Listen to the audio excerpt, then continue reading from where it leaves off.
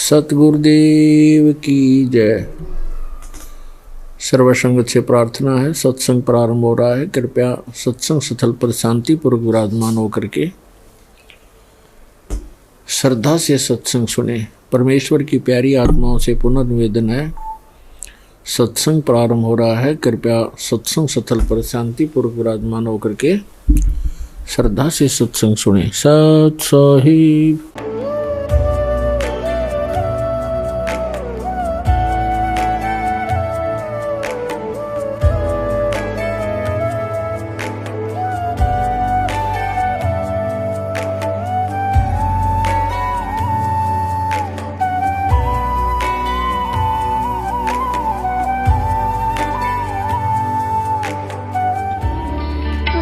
परमात्मा को पाने तथा उसका वास्तविक लाभ प्राप्त करने के लिए पवित्र बाइबल में प्रमाण है कि प्रभु ने मनुष्य को अपना ही स्वरूप बनाया। 6 दिन में सृष्टि रचकर 7वें दिन विश्राम किया। कुरान शरीफ में प्रमाण है कि हजरत मोहम्मद को खुदा स्वयं कह रहे हैं कि मैंने तुम्हें उस परमात्मा की महिमा बताने के लिए भेजा है। वो परमात्मा कबीर है जिसने 6 दिन में सृष्टि रची तथा 7वें दिन तख्त पर जा विराजा। उसकी खबर किसी बाखबर से पूछकर तो देखो।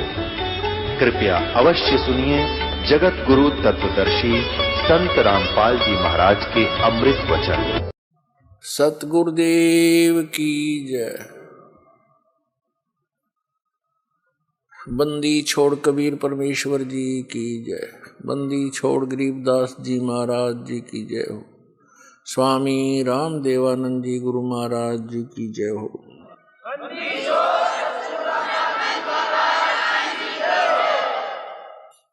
गरीब नमो नमो सतपुरुष को नमस्कार गुरु की नहीं। सुर नर मुनि जन साधुआ संतों सर्वस दी नहीं। सतगुरु साहेब संत सब डंडो तुम प्रणाम। आगे पीछे मध्य हुए तिनको जा कुर्बान। नराकार निर्विषम काल जाल भय व्यंजनम। निर्लेपम निज निर्गुणम अकल अनुपवेशोन्दुनम। सोहम सुरति समापतम सकल समाना निर्तलय उज्ज्वल हिरंबर हरदमम बेपरवा अथाह। वार पार नहीं मदतम। ग्रीव जो सुमर सिद्ध होई गणनायक गलताना। करो अनुग्रह सोई पारस पद परवाना।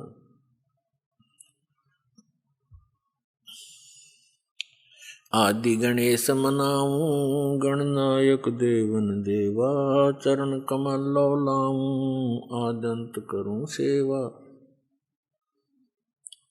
परम शक्ति संगीतम रिद्धि सिद्धि दाता सोई। अवगत गुण अतीतम सतपुरुष निर्मोही। जगदम्बा जगदीशम मंगल रूप मुरारी। तन मन अर्पों शीसम भक्ति मुक्ति भंडारी। सुर नर मुनि जन जावे ब्रह्मा विष्णु महेशा। शेष सहस मुख गावे पूज्य आदि गणेशा। इंद्र कुबेर सरीखा वरुण धर्म राय ध्यावे। समर्थ जीवन जी का मन इच्छा फल पावे। 33 कोटि आधारा ध्यावे शेष 88। उतरे बहु जल पारा कट है यम की फांसी। 33 कोटि आधारा ध्यावे शेष 88। उतरे बहु जल पारा कट है यम की फांसी। कर जोरूं विनती करूं धरूं चरण पर शीश। गुरु जी राम देवानंद जी महाराज ने दियो नाम बख्शीश। कोटि कोटि सिजदा करूं, कोटि कोटि प्रणाम, चरण कमल में राखियो मैं बांधी जाम गुलाम। कुत्ता हूँ गुरुदेव का, रामपाल दास का नाम, गले प्रेम की जेवड़ी, झांखे चोभा जाऊं मैं। तो करो तो बावड़ू, दूर दूर करो तो जाऊं, जो राखो त्यों ही रहूं, जो देवो सो खाऊं। परम पिता परमात्मा पूर्ण ब्रह्म सर्व सृष्टि रचनहार सबके मालिक कबीर परमेश्वर जी की असीम रजा से, असीम कृपा से आप चंद पुण्यात्माएं परमात्मा की महिमा सुनने के लिए उपस्थित हुए।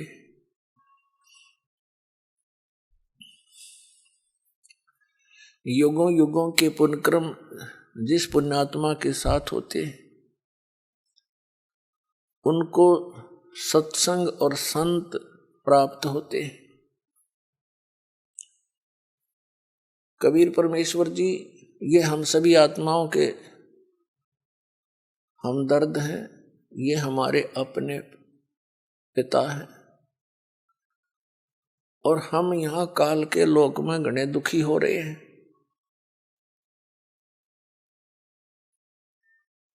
वो हमें दुखी देखकर स्वयं भी बहुत परेशान रहते हैं कि अब इनको कैसे काल के जाल से निकालकर अपने लोक में ले चलूं, क्योंकि यहाँ के भगवान ने, यहाँ के स्वामी ने, इस ब्रह्म ने, काल ने, ज्योति निरंजन ने आप जी को पूर्ण रूप से अज्ञान से रंग रखा है। आपको ना भगवान का पता, ना अध्यात्म ज्ञान का पता,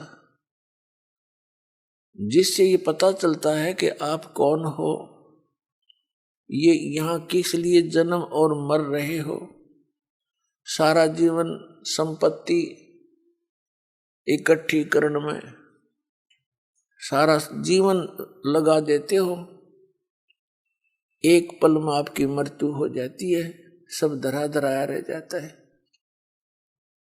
ये के तो कोया बता, ये कोई जीवन है? हम इस सोच से जीते हैं कि हमारे बच्चे सुख से जी लेंगे, हम मकान बना चले, और बच्चों का क्या पता वो कितने दिन रहेंगे उस मकान में। तो इतनी बुद्धि हमारी काम ना करती, और यदि हम सोच भी लें तो फिर कोई विकल्प नहीं नजर आवा था कि इसका विकल्प क्या है। अब परमेश्वर ने इसका विकल्प आपके समक्ष खड़ा कर दिया। अब जितनी मेहनत और परिश्रम आप इस काल के जोड़ तोड़ में लगाया करते थे, उससे 20% भी इसमें लगा दोगे भगवान वाले में, तो भी आपका सदा का छुटकारा हो जाएगा जन्म और मरण से। आप सदा सुखी हो जाओगे, आपको यहां भी सुख मिलेगा। तो इसके ज्ञान होने से ही हम इस संसारिक कर्मों से उल्टे हटेंगे और भगवान की तरफ ज्यादा बढ़ेंगे। आपको यदि यहाँ भी थोड़ा बहुत जैसा यहाँ का सुख है वो चाहिए, तो भी आप जी ने कबीर परमात्मा की भक्ति ही करनी पड़ेगी। यहाँ भी सुख यही दे सकता है, आपके परिवार की रक्षा करेगा, आपकी रक्षा करेंगे, आपको भक्ति देंगे, आपके साथ साथ रहेंगे। जो जन मेरी शरण है ताका हूं मैं दास, और गेल गेल लाग्या फिरूं जब तक धरती आकाश।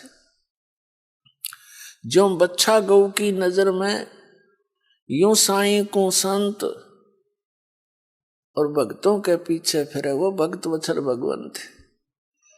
जब आप इसकी शरण में आ जाओगे, इस दास से उपदेश ले लोगे, उसी दिन से परमात्मा आपका हाथ पकड़ लेगा।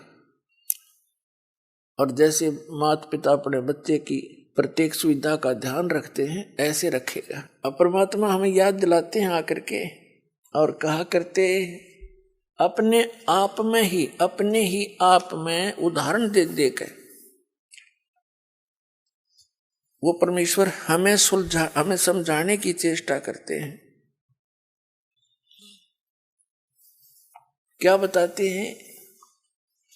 मानत ना मन मोरा साधो, मानत ना मन मोरा रे, बार बार मैं ये समझाऊं जग में जीवन थोड़ा रे, बार बार मैं ये समझाऊं जग में जीवन थोड़ा रे।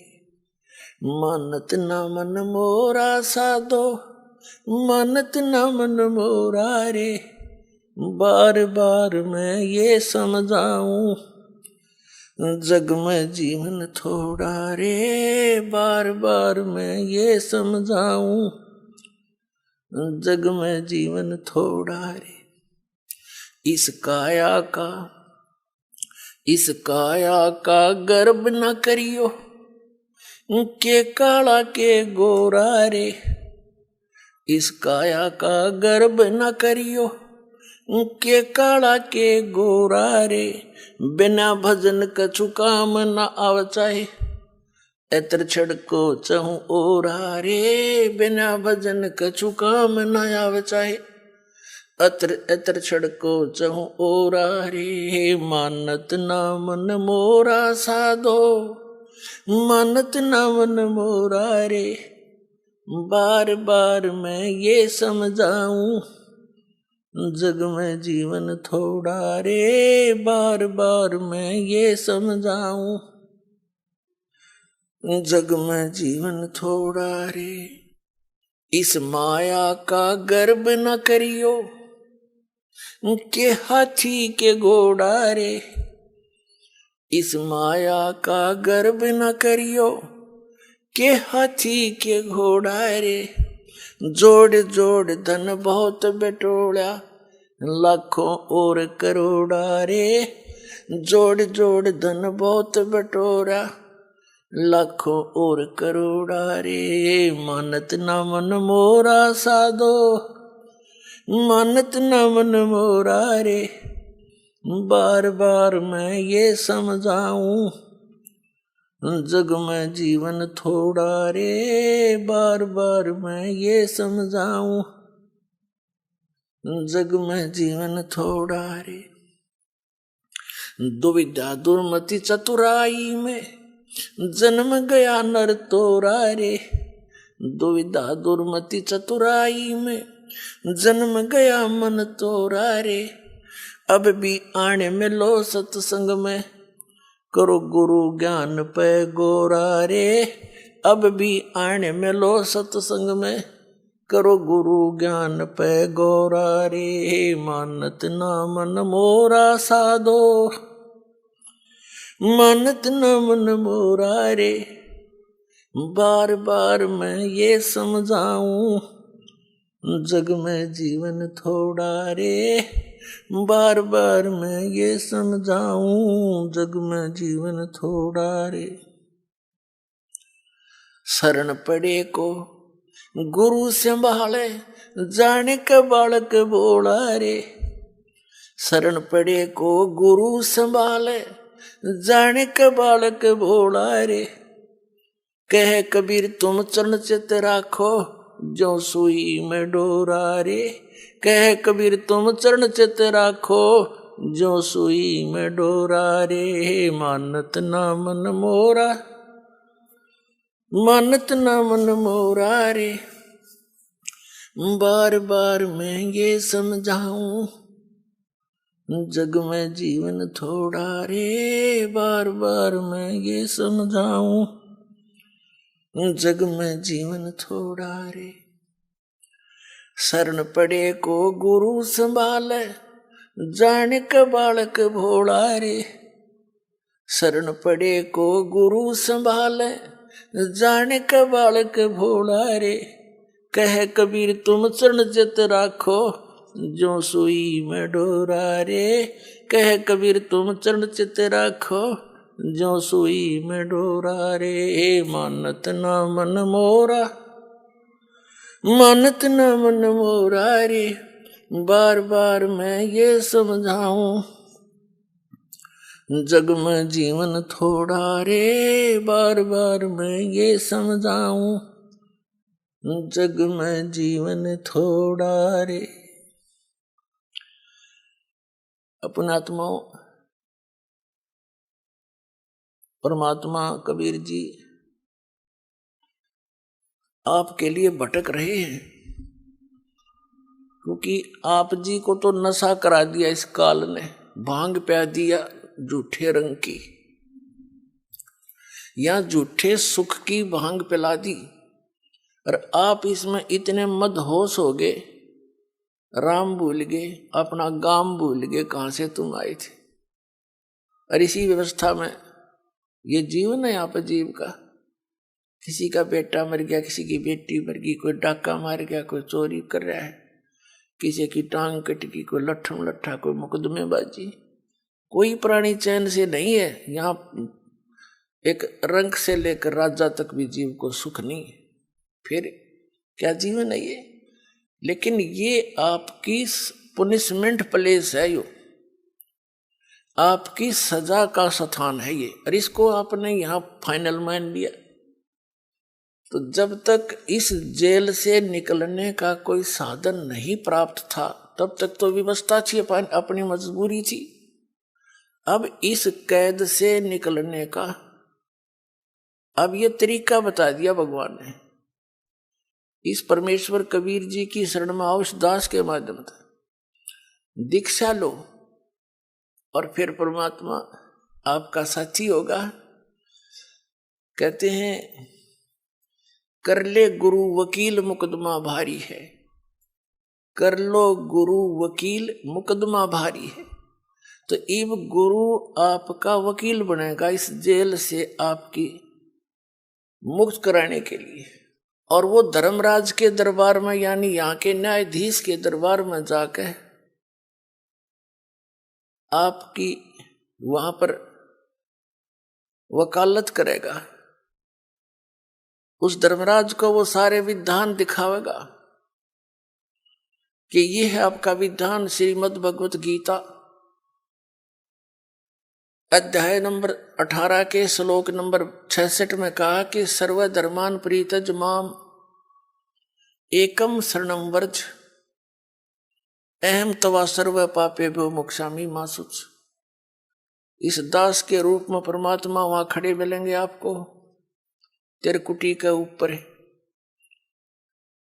और वहां से फिर आपको साथ लेकर जाएंगे उस धर्मराज के दरबार में, न्यायाधीश के, चीफ जस्टिस के दरबार में।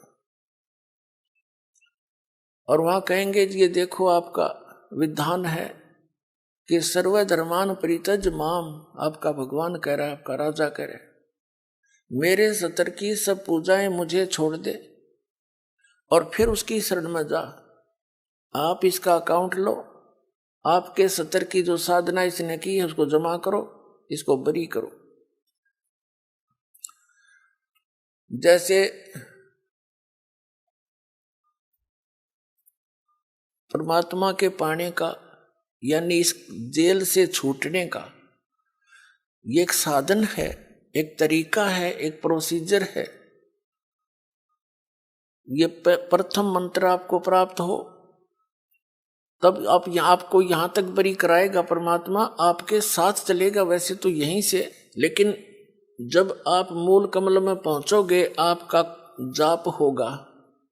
ये प्रथम मंत्र में जो आप जाप करते हो मूल कमल का किलियम, तो वो परमात्मा आपसे पहले यहां तक तो आपको क्लियर कराए पाओगा, आपका डेबिट क्रेडिट साफ करके, और आपके वहां अकाउंट यहां तक तो ऑटोमेटिकली आप साफ मिलोगे। फिर त्रिकुटी में जाकर बात बिगड़ती है। वहां एक बहुत बड़ा मेला भरता है। वहां पर बहुत भयंकर स्थान है वो अनजान व्यक्ति के लिए।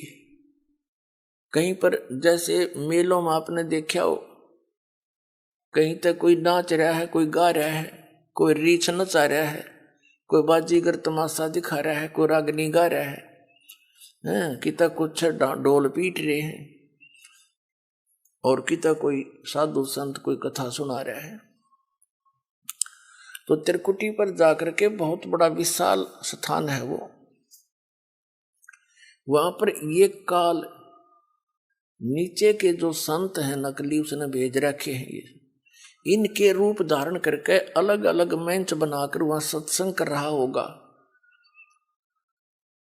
और कहीं नाच रहे हैं, कहीं गा रहे हैं, कहीं पंक्तियां लगी हैं धर्मराज के दरबार में जाने के लिए। तो वहां यदि परमात्मा आपके साथ नहीं होंगे तो आप विचलित हो जाओगे। और उस समय परमात्मा आपकी बाजू हाथ पकड़ेगा, जैसे बालक का उंगली पकड़ लिया करे माता पिता, कहीं मेले में रड़ ना जाइयो, गुम ना हो जाए, यहाँ पर ऐसे साथ ले जाएगा। अब बच्चा भीड़ के अंदर कहीं भी कोई आकर्षक वस्तु देखता है, पिता का हाथ छुड़ा कर उसकी तरफ भाग जाता है, पिता को ध्यान नहीं रहे तो मेले में गुम हो जाता है। तो वह ऐसी स्थिति है। तो क्या बताया है कि जब प्रथम मंत्र आपको दिया जाएगा तो ये यहां तक की कैद आपकी मुक्त हो जाएगी, कंठ कमल तक। इनसे यहां तक बरी हो जाओगे आप इन 5 मंत्रों से। इसके साथ साथ जो 2 नामों की जो धन है आपका, वो आपको अलग से मिलेगा।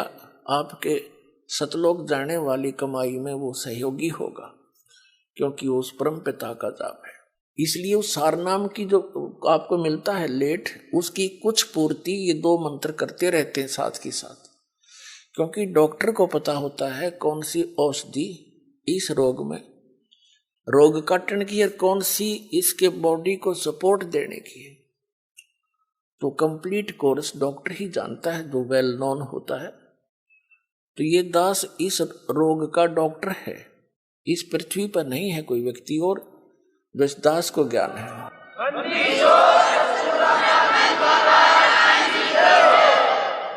जब आप त्रिकुटी पर पहुंचोगे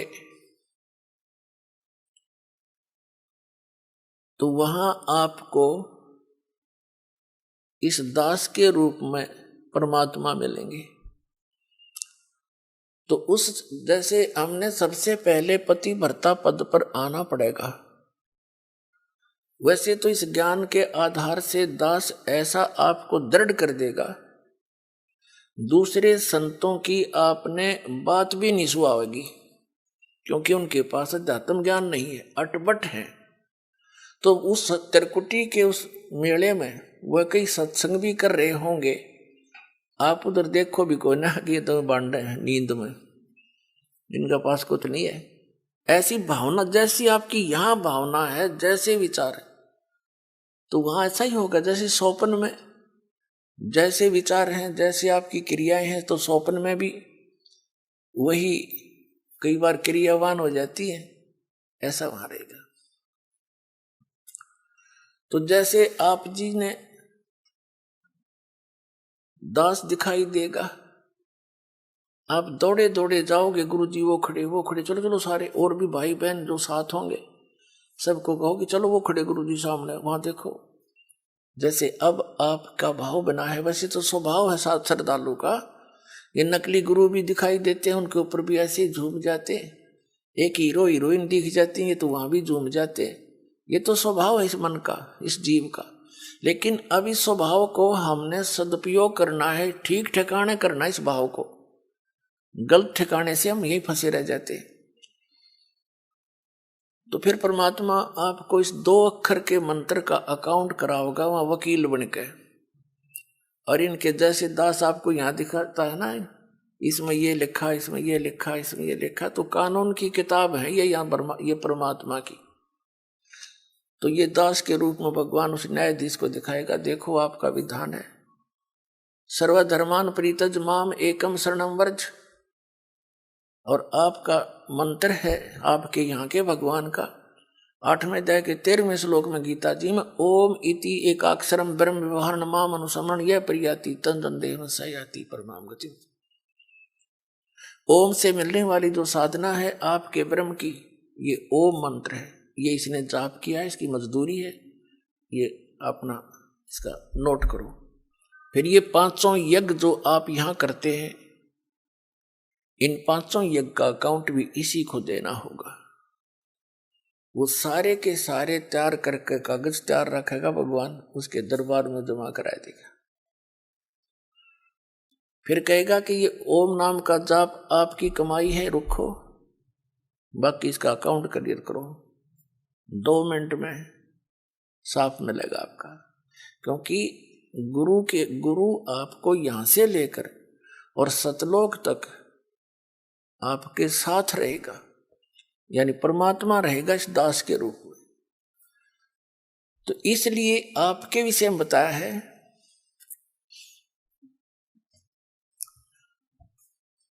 अब क्या बताते हैं कि इस काया का गर्भ न करियो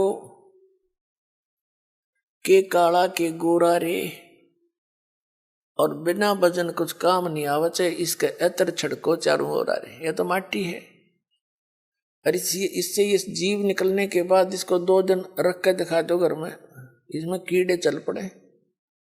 ऐसा बेकार शरीर है ये। कबीर साहब कहते हैं गर्भ ना करे रे गंवारा, यो जोबन और तेरा धन, ये जवानी और ये धन, ये तो मेहमान है दिन चारा।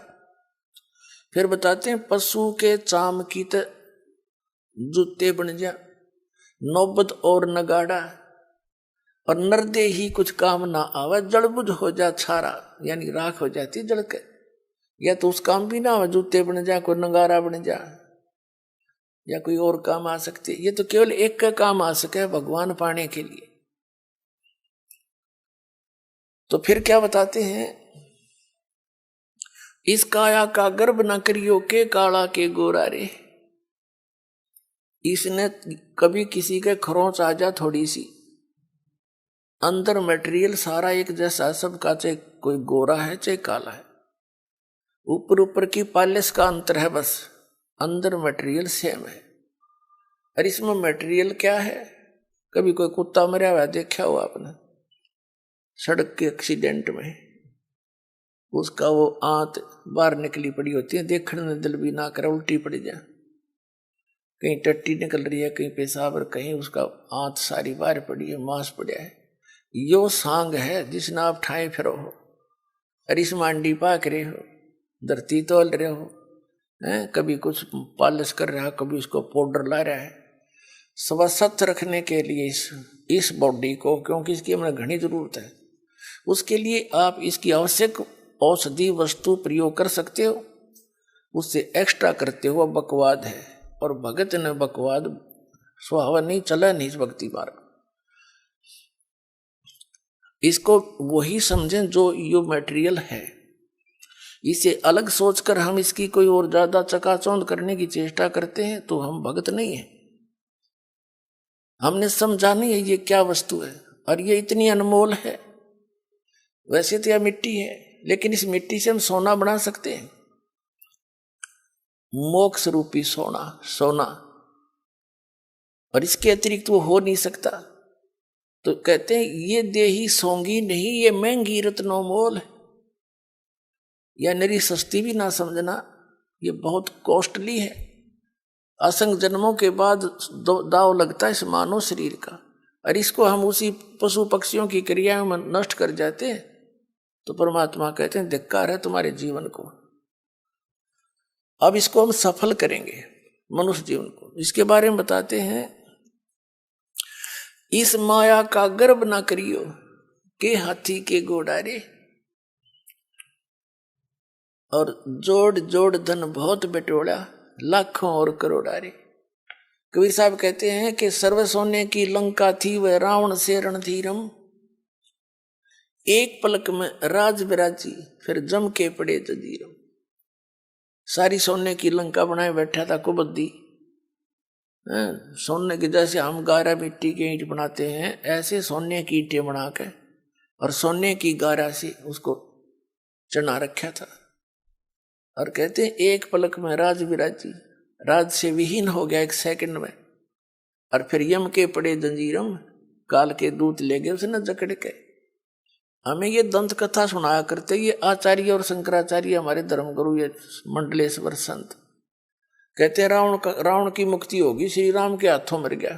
कोई बात हुई है? इसी को दिन को भी मार दो, ऐसे जालिम व्यक्ति को फिर स्वर्ग मिलेगा, मुक्ति होया करे उसकी।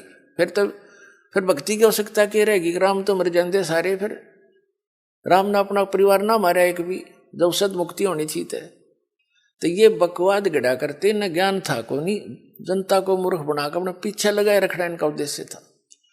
अब बुद्धिमान हो, भक्ति करनी है तो विवेक से करो, न तो कोई फायदा नहीं डले डोण का।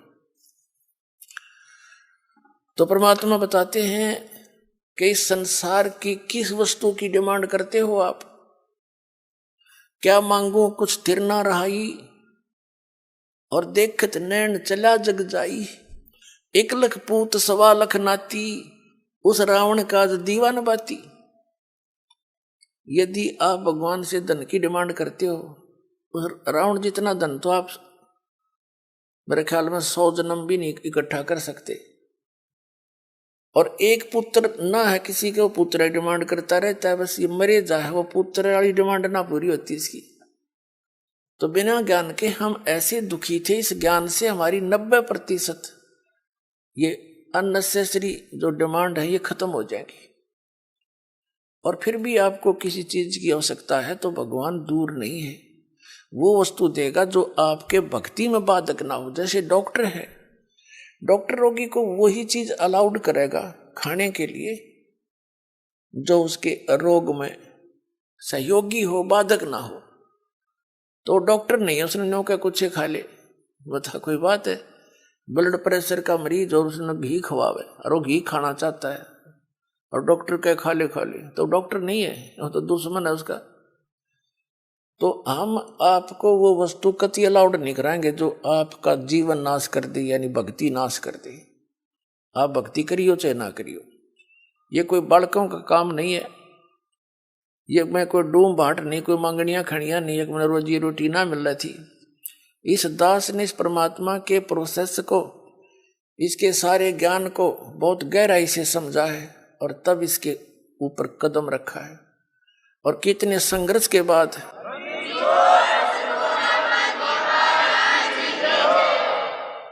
ये दास जूनियर इंजीनियर सिविल हरियाणा में नौकरी करता था, इरिगेशन डिपार्टमेंट।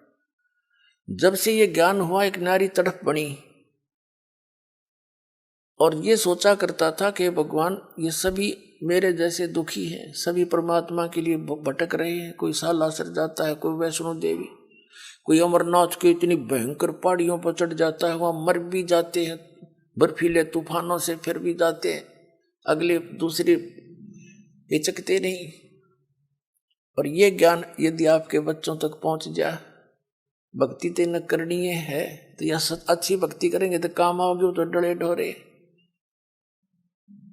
और कुछ फिर ये हुआ था कि असंग जन्म हो गया, हमने ये नौकरी करते हैं कि तो बालक पैदा करके न पालते पोसते, राजा भी बन दिए, परमात्मा का विधान बताता है, फिर गधे भी बन गए।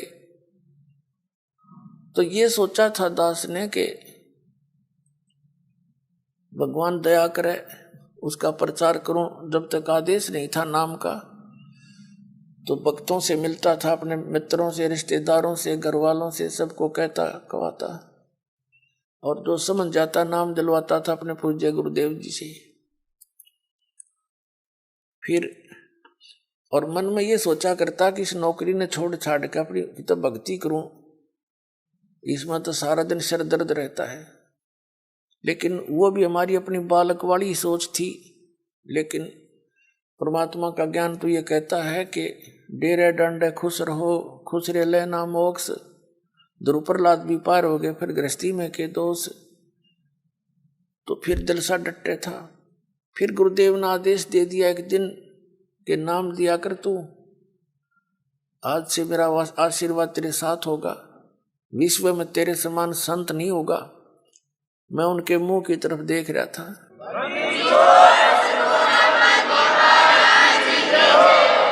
क्योंकि अपनी औकात से जीव खूब परिचित होता है, मानने चाहे ना मानने।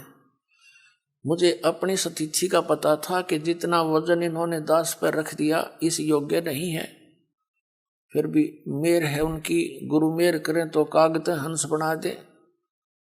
तो उन्होंने कहा तेरे साथ रहूंगा, चिंता मत करना। और आज से सभी जितने उनके शिष्य थे सबसे कह दिया था कि आज के बाद मैं तुम्हारा गुरु नहीं हूं, आज से दोबारा इससे उपदेश ले लो और इसको गुरु बनाओ, इससे तुम्हारा मोक्ष होगा। अब यह बात भी नहीं हमारे गले उतरे थी कि उन तो मौज है उनकी।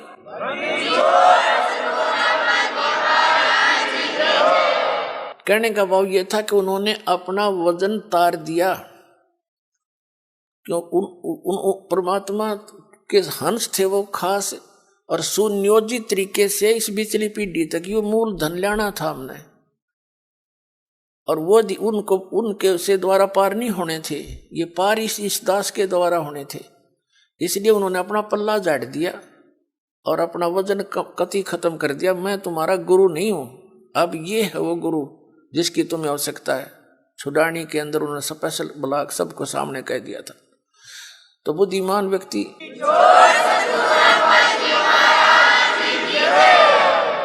तो पहले तो यूं था भी चलो परमात्मा का भी दान है, भक्ति भी करेंगे, अपने बच्चा में भी रहेंगे। फिर मन में उमंग उठी कि भगवान ही बाप के गुण गाऊंगा, आदेश दे दिया नौकरी भी छोड़ दूंगा। क्यों? एक का काम होगा, नौकरी भगवान की सच्ची सरकार की कर ले चाहे नकली की कर ले, एक का बनेगी, इतना वजन हो पीछे। तो फिर ये पाठ सत्संग की अधिकता होगी। सन 1995 में दास ने सर्विस त्याग दी और खुशी मनाई थी कि वहाँ चलो असंग जन्म का झंझट था, इब निमट गया, अपना भक्ति करूंगा, अच्छे भगत मिलेंगे, सब ते प्यार तरह करेंगे, ज्ञान सुनाया करूंगा। अब मैंने सोचा था कि अब मैं चैन से रहूंगा। अब इसमें देखा इस जितना झंझट की तरह पाया कोई ना। साची को कबीर साहब कहे हैं, साची को और मारना है, भला करूं और बुरा बतावें। वो नए सिरे तो और संघर्ष शुरू हो गया। जिस भी गांव नगर में हमने जाकर सत्संग किए, 2-2-3-3 दिन एक घर में पाठ करके हम सत्संग सुनाया करते थे। तो उस नगर के जो वो नकली संत 1-1, 2-2, 10-10, 20-20 सब गांव में बैठे हैं, उनको पता चले वो तो ब्रह्मा विष्णु महेश के बारे में ये कहता है, देवताओं की पूजा की भी मना करता है, ऐसा करता है। तो वो गांव गांव में शत्रु पैदा हो गए। हम नहीं उनको कुछ शत्रु मानते थे, लेकिन वो रोजी रोटी वाले हमें मानने लगे। तो यहां तक बात बढ़ती बढ़ती फिर आपने पता है क्रोथा कांड करा दिया इन दुष्ट लोगों ने। ये जनता के हितैषी नहीं, और जिन्होंने भी परमार्थ की चेष्टा की है ये सदा आगे अड़ते रहे। जैसे ईसा मसीह जी ने सच्चाई कहने की चेष्टा की थी, करस करवा दिया इन दुष्ट लोगों ने। कबीर परमेश्वर जी ने सच्चाई की ढोल के डंके पे इन्होंने वो दुख दिए, इन नकली गुरुओं ने। कलेजा मुंह को आता, पर भगवान की जब लीला पढ़ता है ये दास पढ़ी नहीं जाती है। आपके लिए भटक रहे हो, और इस दास के लिए क्या हुआ आपको पता नहीं। दास तो खूब गहराई से निकला, या मेरे साथ जो भक्त रहे हैं उनको पता है कितने संघर्ष से ये ज्ञान ऊपर को आया है, लेकिन सारा कबीर साहब का ही रहा है। तो दास ने ये सोचा था कि इसमें चैन से रहूंगा, इस जितना दुख तक इतना भी ना पाया। लेकिन अब ये दुख एक बार दास ने हो लिया। कुछ भगत हमारे साथ थे, उन्हें जेल तक जाना पड़ गया इस परमार्थ के लिए। इसी जेल तक 100 मिलो हमने, जो भगवान के बच्चे उभर जाए, जनता का कल्याण हो जाए।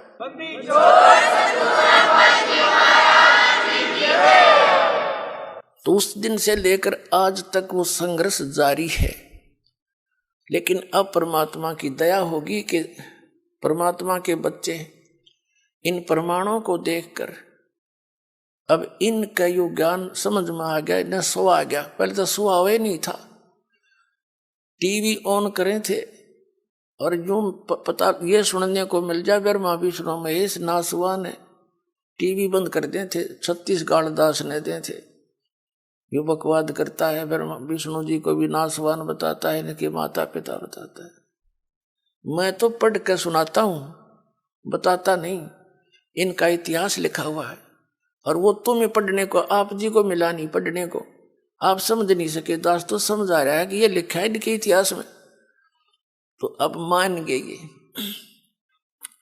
तो कहने का भाव ये है पुण्यात्मा, जो प्रसंग चलता था वही आते हैं कि जैसे क्या मांगू कुछ थिर ना रहाई, और देखत नैन चला जग जाई, 1 लाख पूत 1.25 लाख नाती, और उस रावण के आज दीवान बैठी।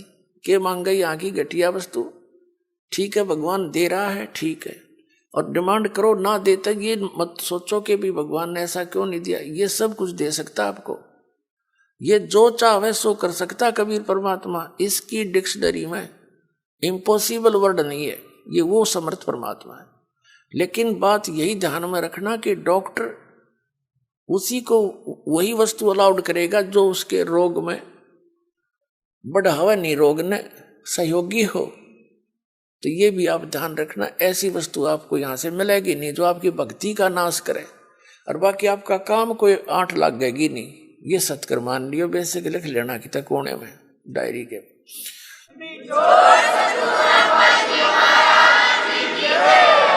तो क्या बताते हैं कि दुविधा चतुराई, दुविधा दुर्मति चतुराई में जन्म गया नर तोरा रे, और अब भी आन मिलो सत्संग में, और करो गुरु ज्ञान पे गौरा रे। यानी गौर करो, इसमें गड़े ध्यान से विचार करो जो गुरु जी ज्ञान बताते हैं। फिर बताते हैं कि शरण पड़े को गुरु संभाले, जान के बालक भोला रे, और कहे कबीर तुम चरण चित राखो, ज्यों सुई में डोरा रे। जैसे सुई में धागा डाल देते हैं और नीचे गांठ लगा देते हैं, धागा उस सुई के लटकता रहता है, उसके ऐसे चिपटा रहता है, उसे दूर नहीं हो सकता, उसको साथ साथ ले जाएंगे, साथ लटकता जाएगा। कहते हैं शरण पड़े को गुरु संभाले, जान के बालक भोला रे। पुणात्मा जैसे जितने भी दास ने बहुत इतिहास दिखाए नकली ऋषि में, ऋषियों के संतों के, सभी का विधान है कि जो कर्म में भाग में लिखा है वो तो आपने भोगना ही पड़ेगा। भाग्य में जो लिखा है उसको प्रारब्ध कहते हैं, प्रारब्ध। अब प्रारब्ध में हमने जो दुख भोगने पड़ेंगे, फिर भक्ति की आवश्यकता क्या है?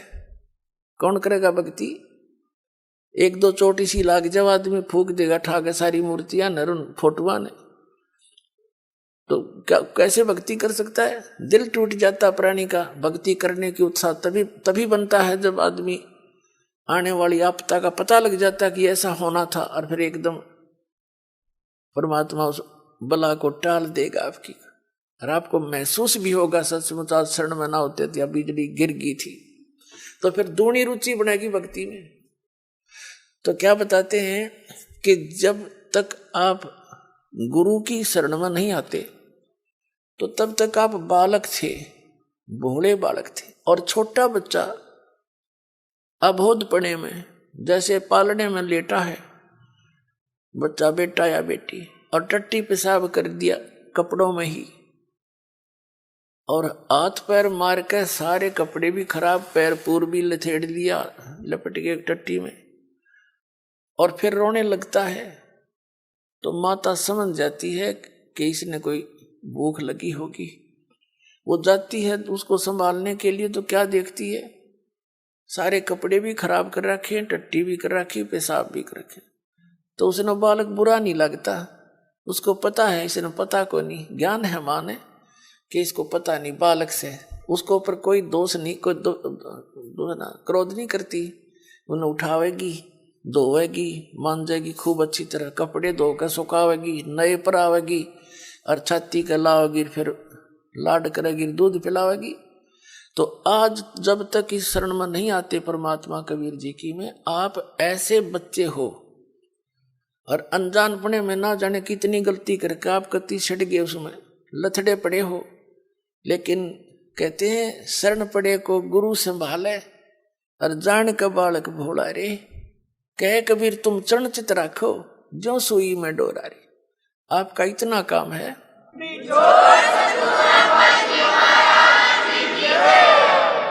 आपके जो प्रारब्ध में जो पहले के जितने भी पाप थे वो आपके साथ लपेट के भेज रखे काल ने, और जिसे पुण्य थे वो भी अंदर डाल दिए, तो आपके दोनों मिलाकर मिश्रण कर रखे। तो अब परमात्मा आपके उन पापों को धोएगा सारा ने, और फिर आपको समझ कर लेगा, और समझ करके फिर सीने का लगाओगा और सतलोक में ले जाकर दूध पियावेगा, यानी वहां सदा सुखी कर देगा आपको।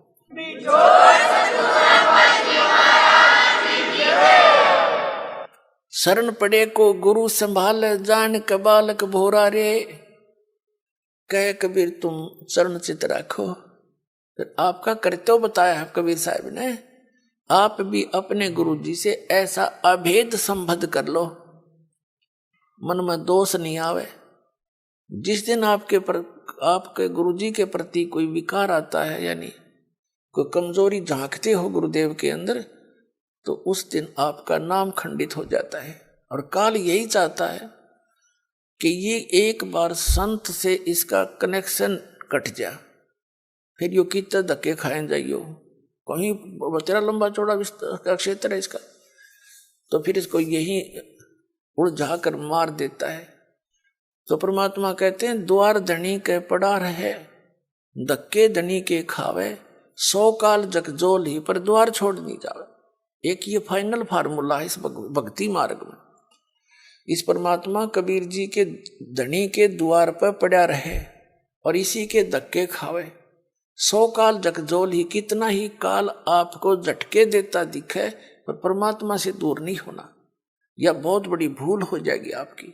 अगर जैसे हम अज्ञानता में यानी बगैर अध्यात्म ज्ञान के कई बार बहुत कमजोर सोच बना लेते हैं और हम भूल जाते हैं कि हमने युगों युगों से पापों की गठड़ी बांध रखी है।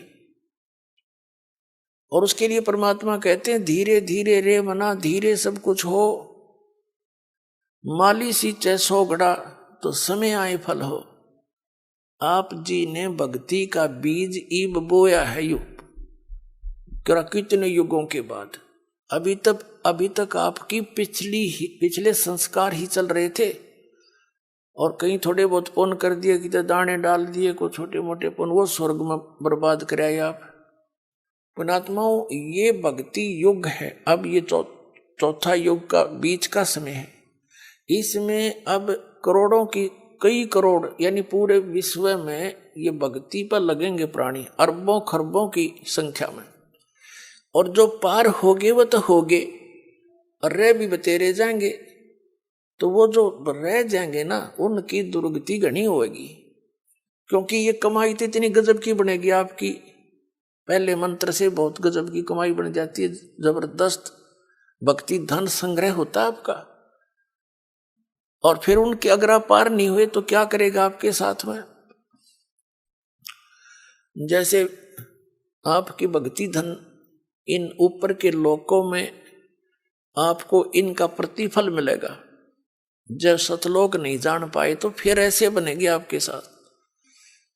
इस मूल कमल में गणेश जी का जाप है, आपको दिया जाता है। इसका भक्ति धन आपका इकट्ठा हो रहा है, और पार हुए नहीं तो आगे छड़ी यही रहेगी आपकी। फिर ये लुटेरे आपको टर्न बाई टर्न लूटेंगे।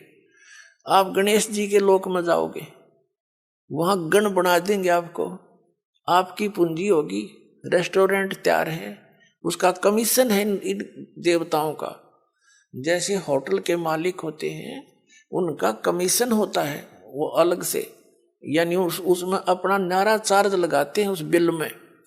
तो आप कहीं किसी में 10% आपकी कमाई से, किसी में 15%, किसी में 20-25% ये अपना लेते हैं, तब अपना गुजारा चला रहे हैं। ये कंगाल लोग है 21 ब्रह्मांड तक का उस सतलोक की दृष्टि में। और अब भक्ति के धनी लोग वहां जाते हैं, जैसे यहाँ कुल्लू मनाली में जाते हैं गर्मियों में सेठ लोग, और 10-20 हजार रुपये खराब करके उल्टे फिर आ जाते हैं मुंह लटका के कर्म क्षेत्र में। तो आप इस मूल कमल के मंत्र का जाप जो आपको दिया जाता है गणेश जी के लोक में, वहां ठाठ करोगे, यहाँ के नकली ठाठ। जब वहां आपकी ये पूंजी समाप्त हो जाएगी उसके बाद आपको भेजेंगे ब्रह्मा जी के लोक में, क्योंकि उसका भी जाप आपने कर रखा है।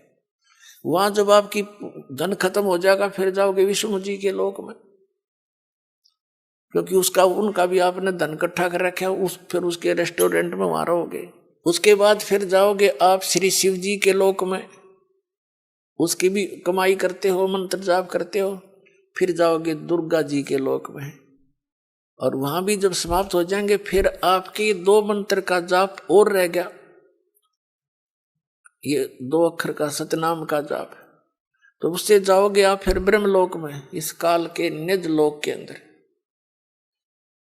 वहां कोई हजारों युगों तक आप उस ब्रह्मलोक में रहोगे।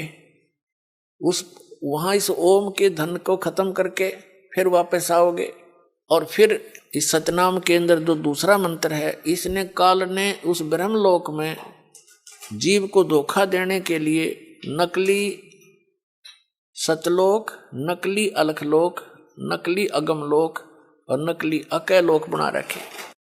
तो उस पूंजी को फिर ये आपकी वहां बर्बाद कराओगा। फिर रह गया आपका जिसको सार नाम प्राप्त हो गया है और वो पार नहीं हुआ। जरूरी नहीं कि सार नाम मिलते ही पार हो जाओगे, ये तो परमात्मा ने कहा है राम नाम रटते रहो, राम नाम रटते रहो जब तक घट में प्राणे, भाई कभू तो दीन दयाल के हे भनक पड़ेगी कान। परमात्मा कबीर जी कहते हैं पाकी खेती देख के गर्भियो मत किसान, अब हूँ झोले बहुत हैं, घर आले तब जाने।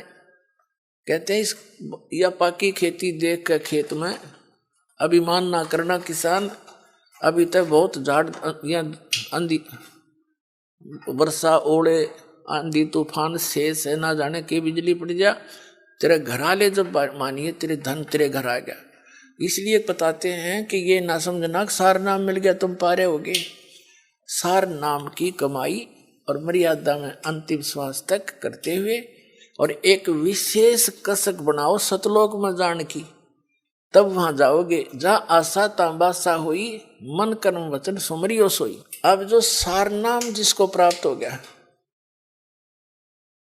वो सार नाम प्राप्त प्राणी को एक विशेष बेनिफिट मिलेगा। उसको फिर जैसे आप जितने भी प्राणी यहाँ आए हो जो सीधे आ रहे हैं, जिनको परमात्मा 600 वर्ष पहले दोबारा आकर मिले थे और उनको पुनः फिर भक्ति से चार्ज कर गए थे कुछ, ताकि यहाँ तक आपके मनुष्य जीवन होते हुए आ गए, एक विशेष बेनिफिट मिलेगा। उस व्यक्ति के, उस आत्मा के साथ परमात्मा सदा रहेगा। लेकिन पार तो होगा इसी समय में, जैसे अब आप ये है वो स्वर्ण युग, ये स्वर्ण युग है इस मोक्ष का, तो पार तो होगा इस समय वो, लेकिन परमात्मा उसके साथ रहेगा। और फिर भी उसका दुर्भाग्य ही है, क्योंकि मोक्ष हुआ नहीं था, फिर नौके नंडले फिर ढोने लग गया। लेकिन दाता साथ रहेगा। जैसे हम पहले देखा करते थे, कई ऐसी दुर्घटनाएं हमारे साथ हुई और सेकंड के भी कुछ हिस्से में बचाव बन गया है, और वहां फिर हम सोचते रह जाते थे भगवान बड़ी जान बची, और ये हम जिन भगवानों की भक्ति करते थे इनको क्रेडिट देते थे, इनका वहां कोई रोल नहीं रहता, वो तो समर्थ एक ही है। जो बच्चा गौ की नजर में न्यू साईं को संत, और भक्तों के पीछे फिर वो भगत वत्सल भगवंत। तो कहने का भाव ये है कि जो अब पार हो गए तो धन्य भाग है उनके, और जो रह गए इस भक्ति युग में, यूं हजारों वर्ष चलेगा ये भक्ति मार्ग। ज्ञान एक रह जाएगा, समाधान भक्ति एक ही रह जाएगी। पूरे विश्व में एक रस हो जाएंगे तो भक्ति बहुत आसानी से बनेगी सबकी। फिर अब तो एक भक्त ने ये ज्ञान जाना है, समझा है, घर में विरोध शुरू हो जाता है, घर वाले आंख दिखाने लग जाए, नो के तू के पैदा हो गया, तने हमारी सारी मर्यादा तोड़ दी, तो कुछ भी पूजा नहीं करता, इन और साधनाएं कुछ भी नहीं करता। तो इसलिए हमारी अभी भक्ति जो है झटकम पटकम चल रहे हैं, हम बस हंगासा कर रहे हैं, लेकिन ये हम चलते रहेंगे तो वो सेट हो जाएंगे। उनको मानना पड़ेगा, उनके साथ ऐसी घटनाएं घटेंगी और फिर यहाँ आते ही राहत मिलेगी, तो वो आपके साथी हो जाएंगे। और फिर जब एक रस हो जाएंगे हम, जैसे कोई सिख धर्म में जन्मा है तो सारे ज्ञान से जितना उनको ज्ञान उससे परिचित सब यस नो प्रॉब्लम। जैसे हिंदू धर्म में जन्मा है, जो कुछ भी उसके ज्ञान है, जो क्रियाएं सब कर रहे हैं, नो प्रॉब्लम। तो फिर ये सारा कुछ ज्ञान एक हो जाएगा, एक मर्यादा, एक साधना, एक ही परंपरा हो जाएगी, फिर नो प्रॉब्लम। फिर तक जितने सांस लोगे परमात्मा की तरफ ही होंगे। बहुत आसान मोक्ष है, सबसे आसान काम यहाँ से मुक्ति पाना है, जो आज तक पहाड़ बन रहा था। इस सीधे से इस मंत्रों से काम करते करते भक्ति करो, प्यार से रहो, सबको दुखी जानो, यहाँ सभी दुखी हैं, यहाँ सब लावारिस हैं, ये समझ लेना आप। लेकिन कद समझ में आओगी वो थोड़ा टाइम लगेगा। हम सब लावारिस हैं, हमारा वारिस सतलोक में है और हम अपनी गलती करके इस काल का फंस गए। ये तो विलियन है, हर तरह से धोखा देकर हमसे सब क्रियाएं बाई फोर्स करवा रहा है। किसी भी कार्य को देख लो आप, संतानोत्पत्ति बाई फोर्स कराता है, इतनी वासना पैदा कर देता, बलात्कारों तक कर जाते हैं दुष्ट लोग। तो कोई बात है या? और इसी कोई भी कार्य आप देख लो, सारा विवश करके करवाया जा रहा है, ये नहीं करोगे तो ऐसा नहीं होगा, ऐसा नहीं करोगे तो ऐसा नहीं होगा। और वो सतलोक है जहां पर आप जिस सुख की यहाँ खोज कर रहे हो वहां मिलेगा। जैसे यहाँ हमने कहाँ तक कोशिश कर ली, रिमोट लगा लिए टीवी चलाने के, अंगूठा नहीं काम ना करना पड़े, मौज करें, लेकिन क्या एक रिमोट से काम खत्म हो गया?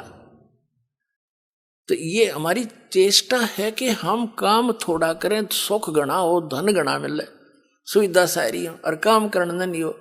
हम बच्चों को इसलिए पढ़ाते हैं अच्छे अफसर बन जावे हैं, काम थोड़ा और धन गणा, और आराम से रहेंगे। आराम रूम तो उसने है नहीं, मुझे पता कितना आराम है नौकरी वाले ने, सारा दिन टेंशन में रहता है वो, जितना बड़ा अधिकारी बनता चला जाता। पर हम तो गधे हो गए, इन दुखों ने सहन करने के आदि बन गए, सहन मस्ती मान रहे हैं। झूठे सुख को सुख है ये मान रहा मनमोद, ये सकल से बिना काल का कुछ मुख में कुछ बोध। तो कहने का भाव ये है कि जो सतलोक में सुख है, हम उसकी तलाश यहाँ कर रहे हैं। ये सुख साख तो किसी को है नहीं।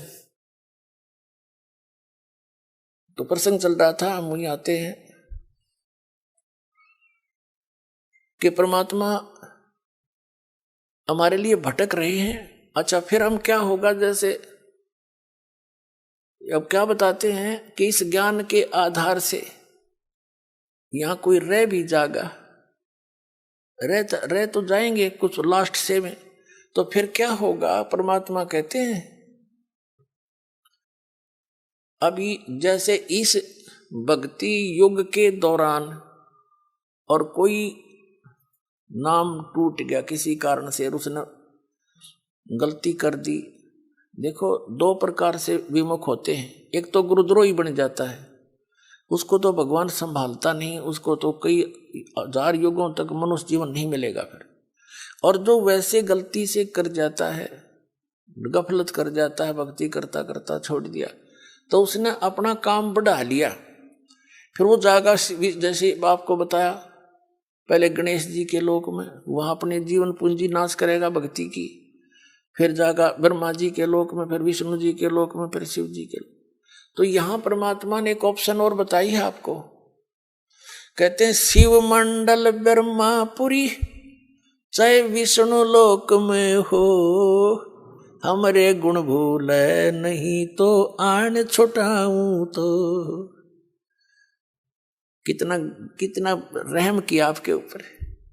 कहते हैं यदि तू गलती से और बीच में गफलत कर गया, फिर पहुंच गया विष्णु लोक में, शिव के लोक में, कहते वहां तेरा फिर याद आ जा कि मैं तो गलत आ गया, ये तो पहले बताया करते गुरुजी, या तो मेरी पूंजी नाश होएगी, मेरा तो काम बिगड़ गया सारा।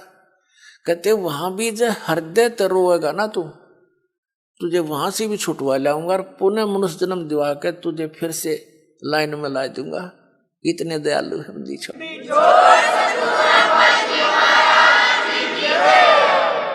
शिव मंडल ब्रह्मापुरी चाहे विष्णु लोक में हो, और हमारे गुण भूले नहीं। ये गुण है भगवान के, ऐसा दयालु है। ये कर्म करने चाहिए, इनकी पूंजी हमने यहाँ नहीं प्रयोग करनी है, ये तो हमारे साथ धोखा हो रहा है। कहते ये गुण याद रह गए वहां भी।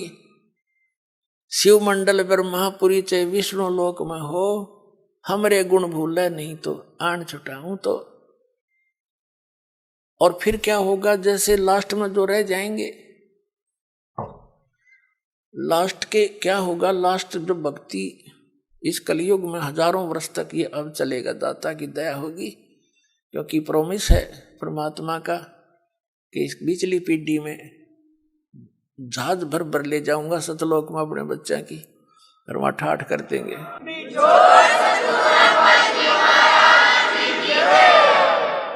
और पिछले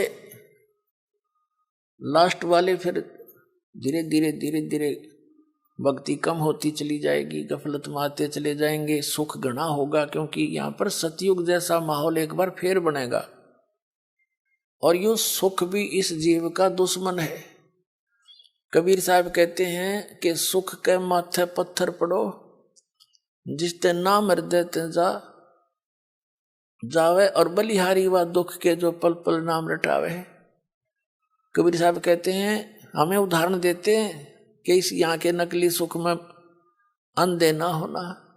कबीर साहब कहते हैं, आग लगाए से सुख के, जिस तो भगवान ते दूर हो जावा। ये परमात्मा ऐसा सुख ना दिए जिस तो आप ते दूर हो, और ऐसा दुख बनाए रखना जिससे आपकी याद बनी रहे। बलिहारी व दुख के जो पल पल नाम रटावे। तो इस प्रकार परमात्मा हमें अपने उदाहरण दे देकर समझाते हैं कि यहाँ क्या सुख की ज्यादा डिमांड करने की आवश्यकता नहीं है। जब सुख घना हो जाता है, ये जीव परमात्मा से दूर अवश्य होता है।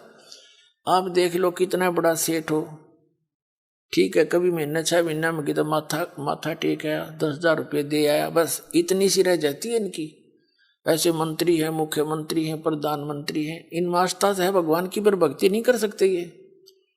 ठीक है कि माथा टेका हुए हैं फॉर्मेलिटी सी, क्योंकि जीव है भगवान के लिए तो रह ही नहीं सकता।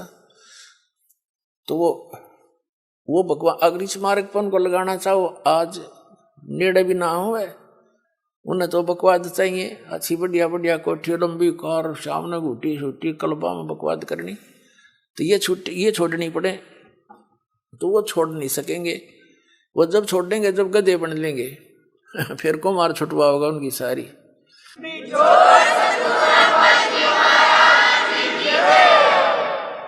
अपने आत्माओं जो प्रसंग चल रहा है वहीं आते हैं। अब क्या बताते हैं, जैसे प्रसंग ये चला है कि आप जी इस परमात्मा के शरण में आए हो, और आप कुछ धर्म पुण्य भी करते हो, क्योंकि हर तरह से ज्ञान दिया जाता है। और आप ये सोचते हो कि भी कई बार ऐसा सोच लेते हैं कि मैंने जो है ना नाम लिए भी इतने दिन हो गए, सतनाम भी मिल गया, पाठ भी करा दिया, ज्योति भी चढ़ा दी, और फिर भी कोई ना कोई आंट अड़ांस, यानी कोई ठीक होगी एक आधी तो हमारे कर्म की कोई इनको बनी ही रहती है, इतने पाप हमारे इकट्ठे। तो वो ये सोचे, कई तो ऐसे पता लगा जब अब तो इतना ध्यान नहीं रहता दास को, क्योंकि संगत ज्यादा होगी, भगवान के बच्चे बहुत हो गए। पहले 100-200 भगत थे शुरू में, और उनको इतने सुख दिए परमात्मा ने, अपने मुंह से बताया करते, उनकी जीभ का जुबान का थूक सूख जाता था सुख बताते बताते। और फिर वो आना ही छोड़ जाते, उनसे पूछा करता अन्य से वो नहीं आए क्या हुआ, वो जाकर पता करते आपको याद कर रहे थे गुरुजी, आप आए नहीं सत्संग में। तो वो क्या कहते थे कि हमने तो यह चीज मांगी थी एक, वह हमने मिली नहीं। अब परमात्मा कहते हैं, और साथ में ये उलाना दे, हमने पाठ भी करा लिया, 1 साल हो गया, नाम भी ले रखा था, ये ऐसे ऐसे हमारे साथ ऐसे हो गया। तो उनको फिर भगत समझाया करते थे कि आपको ये सुख भी हुए थे। कहा ये तो हुए थे पर यूं तो ना होया, और तो हुए थे पर एक ना होया। अब कहने का भाव ये पुण्यात्माओं, ये भी ज्ञान की कमी के कारण मार खा जी। तो दास की चेष्टा ये रहती है कि आपको अध्यात्म ये संपूर्ण ज्ञान करवाऊं, और संपूर्ण ज्ञान होए बिना आप भक्ति नहीं कर सकते। कबीर साहब कहते हैं ज्ञान संपूर्ण होया नहीं और अर्धा नहीं छदाया छदावे, और देखा देखी भक्ति का यो रंग नहीं चढ़ ठहरावे। तो जब तक आपके हृदय में जख्म नहीं हो जाएगा कि स्थान के अतिरिक्त कितने ठिकाना नहीं है, और इस भक्ति इस भगवान ऐसा भगवान नहीं, ऐसा ज्ञान नहीं, और यहाँ भी कोई थोड़ी बहुत ठूठा है तो यह होने दे फिर इसने। इसका कारण क्या है कि जैसे इस तरह के अनजान व्यक्ति कह ही देते हैं, ये भी कर दिया जी, ऐसा हो गया जी, ऐसा नहीं हुआ मुझे। तो एक विचार करने की बात है। सर्दी के अंदर, सर्दियों के अंदर आप दिसंबर जनवरी के महीने में आपने स्वेटर पहन रखी है, जर्सी पहन रखी है, और फिर भी सर्दी लग रही है आपको, तो उसका क्या विकल्प है? क्या समझदार व्यक्ति होगा, क्या वो उस जर्सी ने भी उतार कर धर देगा? अगर मुझे ठंड अब भी लग रही है, मैंने जर्सी भी पहन रखी है। इस नाम को छोड़ना, इससे दूर होना, इस बहाने कि इतना कुछ कर दिया थोड़ा, वो फिर भी काम नहीं बन पा रहा, यानी कुछ हानि है। तो पुण्यात्माओं, जितना वो जर्सी का काम था, इतना प्रोटेक्शन वह आपका कर रही थी, अरे इसने उतार देगा तो नमूनिया होगा, होता किसान के समझदारी करोगे। यानी जितना भजन भक्ति सुमरण आपने किया है उतना प्रोटेक्शन आपको प्राप्त है, लेकिन सर्दी ज्यादा है, कान्ना के हाथों के लग रही है तो यह लागण दे, या आपका नमूनिया नहीं कर सकती जब जर्सी ना उतारोगे तो, और ये चली जाएगी तो महीने 2 महीने में। तो कहने का भाव ये है, जितनी भक्ति धर्म धन दान आप कर रहे हो, ये उतना ही आपका प्रोटेक्शन होता जा रहा है। और थोड़ी बहुत सर्दी यानी पाप कर्मों की सर्दी घनी है आपकी, और थोड़ी बहुत की तो कान कून का लगा है तो लागण दे इसने, इससे बचाव बहुत है। जब जर्सी तार दी तो नमूनिया होगा, मरेगा जल्दी, काम बनेगा। तो उसका प्रोटेक्शन क्या है? मान लीजिए जर्सी से भी सर्दी लग रही है तो कंबल ओढ़ ले, और यानी प्रोटेक्शन है बढ़ा इसका। यानी धर्म करते करते भजन करते करते भी आपके ऊपर कुछ ऐसी वस्तु फिर भी थोड़ी बहुत लगती है आपको सर्दी कर्मा की, तो उसका प्रोटेक्शन कर, भक्ति है बढ़ा, धर्म बढ़ा।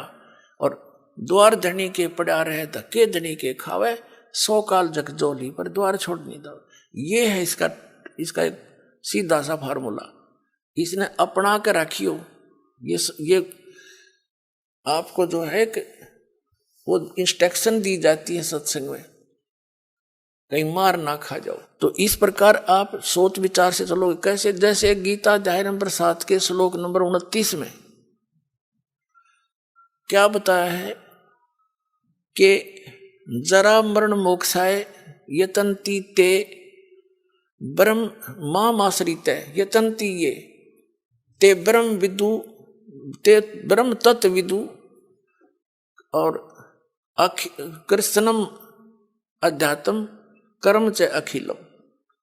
इसका सीधा सा अर्थ है कि जो प्राणी, जो साधक मेरे इस ज्ञान का आश्रय करके कि तत्वदर्शी संतों की खोज कर अर्जुन 4th अध्याय के 34वें श्लोक में कहा, और तत्व ज्ञान भी बता दिया 4th अध्याय के 32वें श्लोक में कि उस सच्चिदानंद घन ब्रह्म के द्वारा अपने मुख से बोली गई जो वाणी है अध्यात्म मार्ग की, वो तत्व ज्ञान है।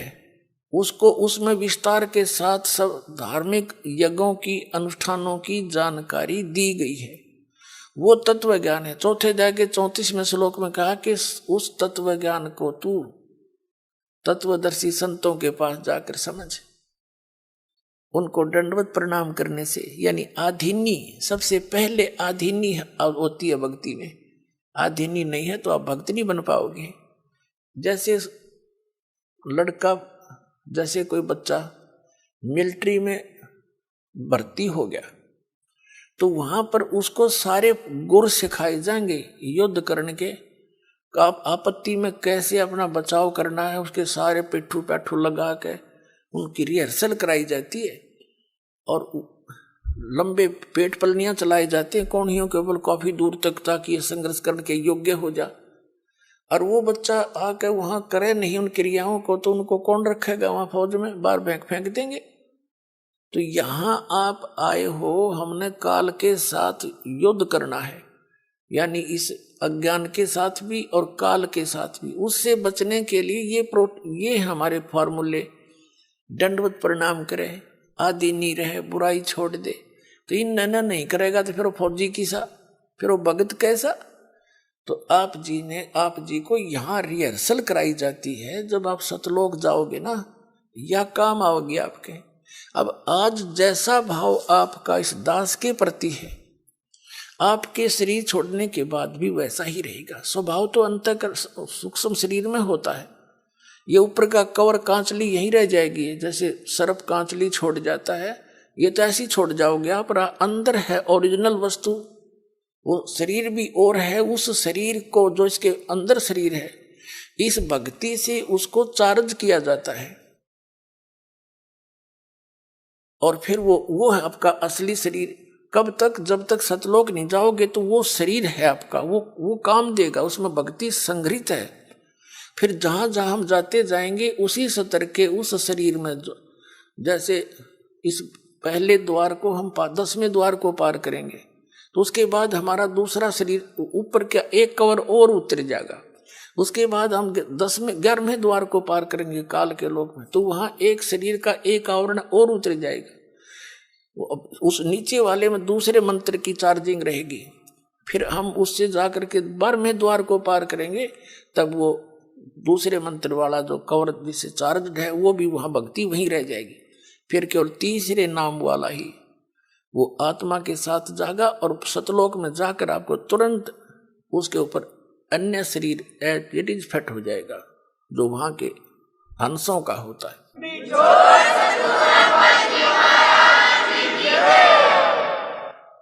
तो यहाँ क्या बताया है?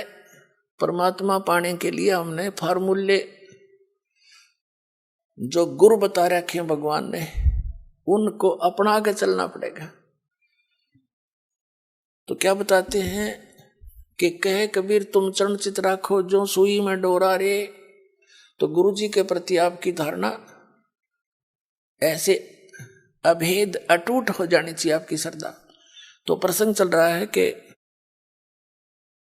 सबसे पहले उसने बताया कि आधीनी से उनसे प्रसन्न करना तत्वदर्शी संतों से। फिर वो तत्वदर्शी संत तुझे वो तत्व ज्ञान बताएंगे। फिर 7वें अध्याय के 29वें श्लोक में हम फिर आते हैं। इसमें कहा कि माम आश्रित है, मेरे पर आश्रित होकर इस ज्ञान जो मैं बता रहा हूं इसने कोई सिरोधार्य कर ले, ऐसी प्रयत्न करके उस तत्वदर्शी संत को खोज लेता है। माम आश्रित है, मेरे पर आश्रित होकर जरा मरण मोक्षाय यतंती ते, यतंती ये, यानी जो जरा यानी बुढ़ापे थे और मरण माने मृत्यु से, मोक्ष माने छुटकारे के लिए ही यतंती वो प्रयत्न करते हैं। तो वो कौन है? ते ब्रह्म तत्वविदु, वे उस तत्व ब्रह्म को जान चुके हैं और कृत्स्नम अध्यात्म, पूरे अध्यात्म ज्ञान से परिचित है। कर्म च अखिलम, और सब कर्मों से परिचित है। क्या बताते हैं? सूक्ष्म वेद में भी कहा कि तुमने उस दरगह का मैल न देखा, धर्मराज के तिल तिल का लेखा। तुमने उस दरगह का महल नहीं देखा, तुमने उस धर्मराज के, उस न्यायाधीश के दरबार का पता नहीं। वहां पर एक एक श्वास का भी लेखा है, तिल का भी हिसाब न्यारा न्यारा मिलेगा अपना। आपने सोच भी गंदी रखी है ना, वह भी लिखी पाओगी वहां पर। और आपने सोच भी किसी का भला सोचा भी है, कर नहीं पाए, वो भी आपका गुड अकाउंट में पाओगे। क्या बताते हैं, चिट्टी पायल बाजे पैर और साहेब सुनता है सब लहर। जैसे चिट्टी के कीड़ी के कोई घुंघरू बना के बांधे पहले तो घुंघरू के बनेगा, वह पायल बनेगी किसी बाल से भी पतली। और कहते हैं उसका भी यदि थोड़ा सा शोर हो गया, यदि पहले दोस्तों शोर हो ही नहीं सकता, कहने का भाव है कि अगर उसकी भी चाहे पायल का खुड़का, चिट्टी के पैर की पायल भी थोड़ी बहुत खुड़का करेगी ना, साहिब सुनता है सब लहर। कहने का भाव ये है, आपकी सूक्ष्म से सूक्ष्म भी सोच को वो परमात्मा खूब सुनता है। तो कहते हैं तुमने धर्मराज का, तुमने उस दरगाह का मैल नहीं देखा, धर्मराज के तिल तिल का लिखा। आपको सत्संग में बताया जाता है कभी अपनी नियत किसी के दूसरे के धन पे या पराई स्त्री पे भूल के सपने में भी नहीं करना। अपने मन को हमने परमात्मा के रंग में रंगना है। और यहाँ से चलते समय फिर यही बकवाद बहाऊंगी, जैसे त्रिकुटी पर गए, वहाँ तो काल का भयंकर जाल है, वहाँ डांस हो रहे हैं, बड़ी बड़ी स्टेज लगा कर सुंदर सुंदर लड़कियां नाच रही हैं। और आपकी जैसी वृत्ति यहाँ होगी, उड़े जा खड़े हो गए नौकर का था ने, इतने वो परमात्मा जालेंगे काल गोदी पकड़ के, अरे ठोक देगा उड़े, फिर ठा के स्वर्ग में अंडे जी धक्के खांदे। ये कर्मता संग जन्म हो गया हमने करता ने। तो ये जैसा स्वभाव आप यहाँ बनाओगे ये आपके आगे काम आओगा। तो क्या बताते हैं, तो यहाँ बताया है कि जो वही व्यक्ति पार होगा जो पूरे अध्यात्म मार्ग से परिचित और तत्परम से परिचित। गीता अध्याय नंबर 8 के श्लोक नंबर 1 में अर्जुन ने प्रश्न किया कि किम तत्परम किम अध्यात्म और किम कर्म पुरुषोत्तम। वो तत्परम क्या है, जो दातम मार्ग क्या है, दातम तो उसने बता दिया, तत्वदर्शी संतों के पास जाके समझ ले, वो बताएंगे। और तत्परम के बारे में 8वें अध्याय के 3 श्लोक में श्रीमद् भगवद गीता में कह रहा है गीता ज्ञानदाता कि वो परम अक्षर ब्रह्म है। इससे ये सिद्ध हो गया कि गीता ज्ञानदाता से अन्य है वो परम अक्षर ब्रह्म। और ये है वो तत्वदर्शी संत जो आपको कृत्स्नम अध्यात्म बतावेगा, यानी पूरा।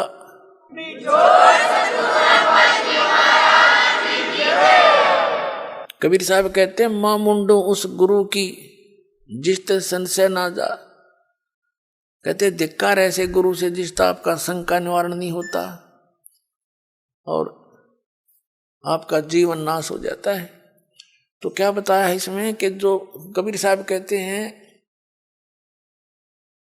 ज्ञान संपूर्ण होया नहीं, अर्धा नहीं छदावे और देखा देखी भक्ति का यो रंग नहीं ठहरावे। अब पुण्यात्माओं, इस भक्ति मार्ग में सबसे पहले गुरु की भूमिका होती है। और कबीर साहब कहते हैं गुरु मानुष कर जानते ते नर कहिए अंध, ओवे दुखी संसार में आगे काल के फंद। गुरु को मानुष जोग ने और करे चरणामृत को पान, ते नर नरक में जावेंगे योग योग हो समान।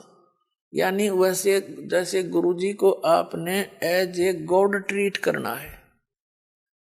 पुण्यात्माओं, जो परमात्मा स्वयं आए थे कबीर जी, तो उन्होंने भी अपनी झलक किसी को विशेष भगत को ही छोड़कर अन्य किसी को ये महसूस भी नहीं होने दिया कि वो स्वयं उतरे हैं। और वो खुद कहते थे वो परमात्मा भाई सतलोक में रहता है, वो सदा सुखदाई है, वो अविनाशी है, तुम वहां से आए हो, वहां जाकर ही तुम्हें सुख होगा, वहां जाने की विधि ये ऐसे है। बस वो तो स्वयं परमात्मा भी थे। लेकिन गुरु अलग होता है, परमात्मा भिन्न होते हैं। गुरु तो केवल उस परमात्मा से मिलाने वाला आपको आपका एक मीडिया होता है, उस परमात्मा से मिलाने वाला होता है। परमात्मा अलग है, गुरु अलग है। लेकिन गुरु उस परमात्मा का कृपा पात्र होता है। अब परमात्मा कहते हैं कि आप जी ने यहां अपने गुरु जी को एज ए गॉड ट्रीट करना पड़ेगा, भगवान की तरह व्यवहार करना पड़ेगा, उनको भगवान मान कर रिहर्सल करने पड़ेंगे, अपने मन पापी को सेट करना पड़ेगा, आपने दुष्विचारों को रोकना पड़ेगा। संघर्ष रिहर्सल है ये आपकी, यहाँ बुलाकर आपको यहाँ क्रियाएं कराई जाती हैं, दंडवत प्रणाम कराया जाता है, आपसे 2 पैसे दान कराए जाते हैं और दान से ही आपको फिर यहाँ की सुख सुविधाएं मिलती हैं। कहते हैं देते को हर देत है, जहां तहां से आन, ना दिया फिर मांगते फिर यो, परमात्मा सुने नहीं कान। तो जब तक हम दान नहीं करेंगे, धर्म नहीं करेंगे तो आपको देगा कहां से। जैसे आप देखते हो एक तो कारों में चलता है और एक भीख मांगता फिर रहा, कागज चुग गए, अब वो दिए बाबा को चौनी ना दे, सैकड़ा में एक आधा को दे, जा 2 रुपये मुश्किल दे। तो कहते हैं देते को हर देत है। आज एक व्यक्ति के ठाठ हैं आगो तो आगो, यहाँ झूठे, इस झूठी यहाँ के ठाठ जो है, कार भी है, कोठी भी है, फैक्ट्री भी लगा रखी है, तो वो पिछले जन्म का पुण्य है उसका।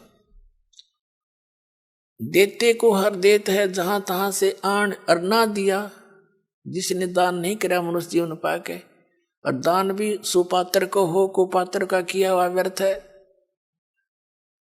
तो कहते हैं ना दिया वो मांगते फिर यो, फिर भगवान सुने ना कान। वो तो अब है आपका समय, जो दान आपने जो कर्म बनाने हैं, तो अब ये समय भी अब मिला आपको, जो पूर्ण संत भी ईब मिला।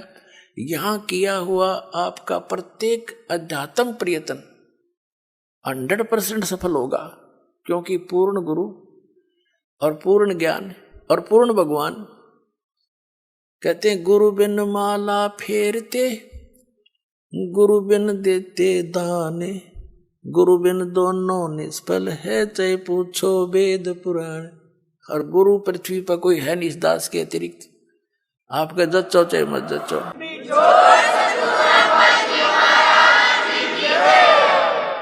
आपको यकीन हो या ना हो, ये सच्ची बात समझ लेना। बुद्धिमानों को तो यकीन हो ही चुका होगा, ये सारे दिखा दिए किसे गुरु थे। जिसको अध्यात्म ज्ञान नहीं वो टीचर किसा, जिसको अपने सिलेबस का ज्ञान नहीं वो अध्यापक कहाँ का। तो ये गुरु नहीं थे, इनके द्वारा इनको आधार मान के की हुए आध्यात्मिक क्रियाएं आपकी यूजलेस, क्योंकि वो शास्त्र विधि को त्याग कर मनमाना आचरण। तो शास्त्र अनुकूल साधना और अधिकारी इस दास को बनाया है। और अब चाहे पूरा विश्व आके नाम ले लो, सारे पार हो जाएंगे, क्योंकि शब्द बहुत जबरदस्त शक्ति होती है। दास ने नाम दे दिया, आपने भक्ति करनी, मर्यादा में रहना, पार हो जाओगे। उसके लिए क्या बताते हैं, गुरु मानुष कर जानते ते नर कहिए अंध, ओए दुखी संसार में आग काल के फंद। जैसे इस दास के स्थान पर परमात्मा होते तो कैसे व्यवहार करते आप तो खैर आप ही जानो, लेकिन दास को पता है मैं क्या करता है। जब भी उनके सामने आता, आंखों में आंसू होते और उसके चेहरे की तरफ देखते रहते। अब उसके सामने ठीक है, अब तो हम as a Guru he deal करेंगे, अपना दुख भी रोवांगे। कहते हैं जय इब क सतगुरु मिले, जय इब कै सतगुरु मिले, सब दुख आँखों रो, चरणों ऊपर शीस धरूं, कहूं जो कहनी हो। तो कहने का भाव ये है कि जैसे गुरुजी के सामने आप भगवान के पास जाते हो और आपसे गुरुजी क्या कहेगा कि भाई शराब नहीं पीना, चोरी नहीं करना, मर्यादा भंग मत करना, मर्यादा में रहना, भक्ति करना। और आप मेरे सामने आकर के झूठ बोल दोगे किसी भी पॉइंट के, भगवान के सामने आप जाते हो, झूठ बोल सकते हो? दास का तो कलेजा फट जा झूठ बोलती आना। तुम अपने आप सोच लो ना, आप किस व्यवहार करोगे मेरे साथ। जो इस दास के साथ आपका व्यवहार होगा वो भगवान के साथ माना जाएगा। दास भगवान नहीं है, लेकिन कबीर साहब कहते हैं गुरु को भगवान मानना पड़ेगा अपने। जैसे गणित के ऋण का एक प्रश्न होता है, उस प्रश्न को हल करने के लिए मूलधन ज्ञात करना होता है।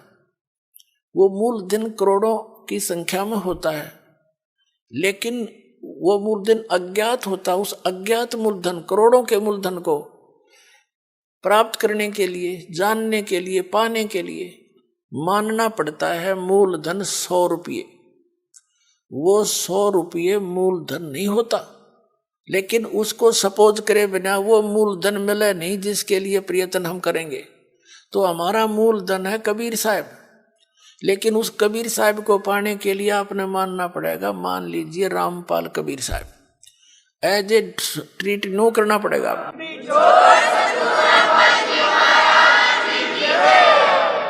और ऐसे सपोज करे बिना आप पा नहीं सकते उसको। ये नियम है, फार्मूला है। और जो स्टूडेंट फार्मूला वही लगा कर चलेगा तो उस प्रश्न को हल कर लेगा, ना तो फेल हो ही तुम। तो हमने फेल नहीं होना। जब इस परमात्मा की स्कूल में आए हो, विद्यालय में, तो सारे फार्मूले लाओ। जब वह सफल हो गए तुम, तो कहते हैं मान लीजिए गुरुजी भगवान है, और भगवान के पास फिर गुरु सुमुख ले झूठ संजोई, निश्चय नरक पड़े से सोई। वेद पुराण कहे सब साखी, साखी शब्द सब यूं बाकी, मानुष जन्म पाके खोए, और सतगुरु विमुखा युग युग रोट। गुरु सम्मुख ले झूठ संजोई, गुरु खा के झूठ बोले, निश्चय नरक पड़े से सोई। तो परमात्मा कहते हैं गुरु मानुष कर जानते ते नरकइये अंध, ओए दुखी संसार में फिर आग गए यम के फंद। अब क्या होगा पुण्यात्माओं? जैसे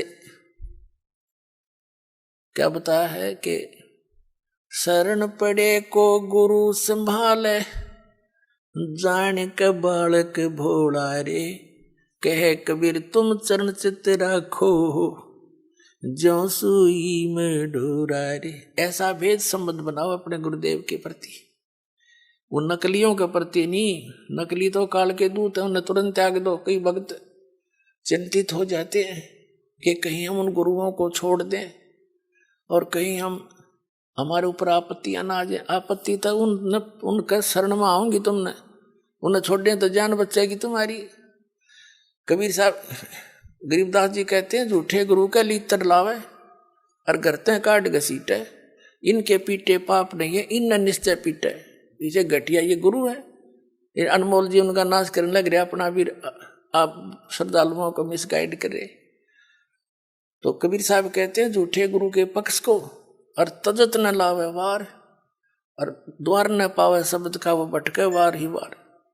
फिर कहते हैं जब लग गुरु मिले नहीं साचा, तब गुरु करो, तब तक गुरु करो 10 पाचा। जब तक सच्चा गुरु नहीं मिले, चाहे कितने गुरु बदलने पड़े, उसमें पाप नहीं लाभ होगा। कहते गुरु की कबीर डूबे थे हम उबरे, गुरु की ज्ञान चमक, और बेड़ा देखा जर्जरा उतर चले फड़के। जैसे नौका टूटी ही और मझदार में जा रही हो, नीचे से पानी भरने लग रहा हो, और साथ में कोई दूसरी ले जाकर खड़ी कर दे बिल्कुल ओके, और उसने कहा या डूबेगी भाई, देखिए पानी भरने लग रहा है इसमें, और आ जाओ इसमें। विलंब कूद जाएंगे वो 1 सेकंड में। जो विकल्प नहीं हो तो डूबेंगे। अगर विकल्प खड़ा कर दिया कि या ठीक सर इसमें आ जाओ, और फिर भी ना दे, फिर तो वो भांग पिए बैठे हैं। घटनों पानी में भी बड़े हैं, फिर भी नो के ओके है। तो जो दास प्रमाण दिखा रहा है और ये नौका साथ में खड़ी कर दी कि ये है ओके, इसमें आ जाओ, और यह सारी डूबेगी तुम्हारी, और अब भी उनको नहीं छोड़ रहे, उन तो फिर नशा गणा हो रहा है। उनका क्या करें फिर हम? कबीर साहब कहते हैं कि ये चातुर पुरानी चोर हैं। इतना ज्ञान दास ने बता दिया, और उनकी दाख उनने तो कुछ ध्यान देना चाहिए। जो संत गुरु पद पर बैठे हैं, तुम क्या करने जा रहे हो? तुम्हारा ज्ञान फेल कर दिया। और फिर भी बोले आत्मा नहीं कहते भाई चलो, वह भी आ जा, उन्होंने भी कह दे भाई बिल्कुल ठीक है, नहीं तो गलत बताओ मेरे ज्ञान को। मैं बार बार कह रहा हूँ ये गलत बताओ, गलत कह रहा हूँ, और गलत नहीं कह रहा तो स्वीकार करो। इन छोड़ दो परमात्मा के बच्चों ने, क्यों दुश्मन बने बैठे हो तुम?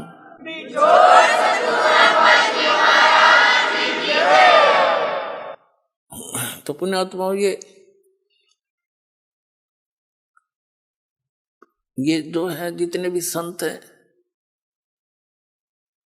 अब इनको सोचना पड़ेगा। विवश कर दूंगा, ऑनलाइन रखूंगा इन्हें जब तक यहाँ नहीं भर लेंगे। कहा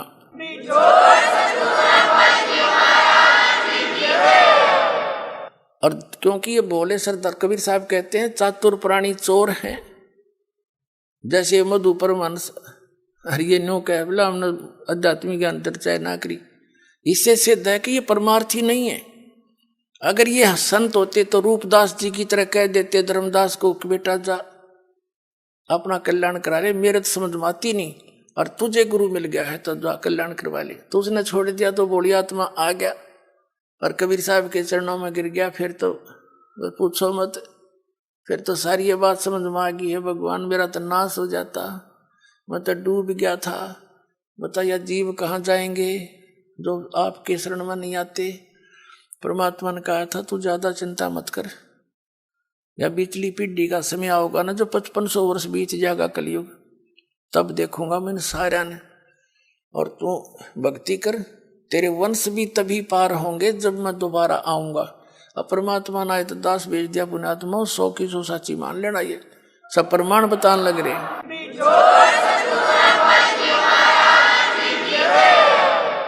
तो कबीर साहब कहते हैं चातुर प्राणी चोर हैं, मूड मुग्ध हैं ठोठ। इतने प्रमाण देख के भी जो मूर्खा के चिपके रहेंगे नकलियां के, कहते वो तो मूड मुग्ध हैं ठोठ, वो तो कति ओलंड है, देसी भाषा में कह रहे बौड़ी बूझ है। इतने प्रमाण देख के और फिर उनके बैठे उन सतगुरु मान रहे हैं, और फिर परमात्मा कहें जय वो फिर भी नहीं आते ना, हमने उनकी जरूरत भी नहीं है। चातुर प्राणी चोर हैं ये, मूड मुग्ध हैं ठोठ, और संतों के नहीं काम के उनको दो गलजोट। वो तो और दृढ़ कर दो उनको, मरे रहो वहीं पर। इतना ज्ञान समझ के भी ना मानते। तो पुण्यात्मा प्रसंग चल रहा था कि कर लो गुरु वकील मुकदमा भारी है। बहुत सबसे खतरनाक केस यू है आपका इस सृष्टि में कोई है तो आप काल की जेल में बंद हैं, और ये सिर्फ काल की खुली जेल है। आप ही से बच्चे पैदा करवा कर आपको एक और बंधन में बांध रहा है, और अपना करो धंधा रखाओ हैं और मर जाओ, फिर गधे बन जाओ। दूसरी जेल, वो कठिन जेल में भेज दिया। तो कहने का भाव ये है कि अब आपको ये दास वकील मिल गया इस पृथ्वी पर, दूसरा वकील इस वकालत करनिया नहीं है इस काल के साथ में। और अब आप सभी ने ये वकील करना पड़ेगा, पूरे विश्व ने।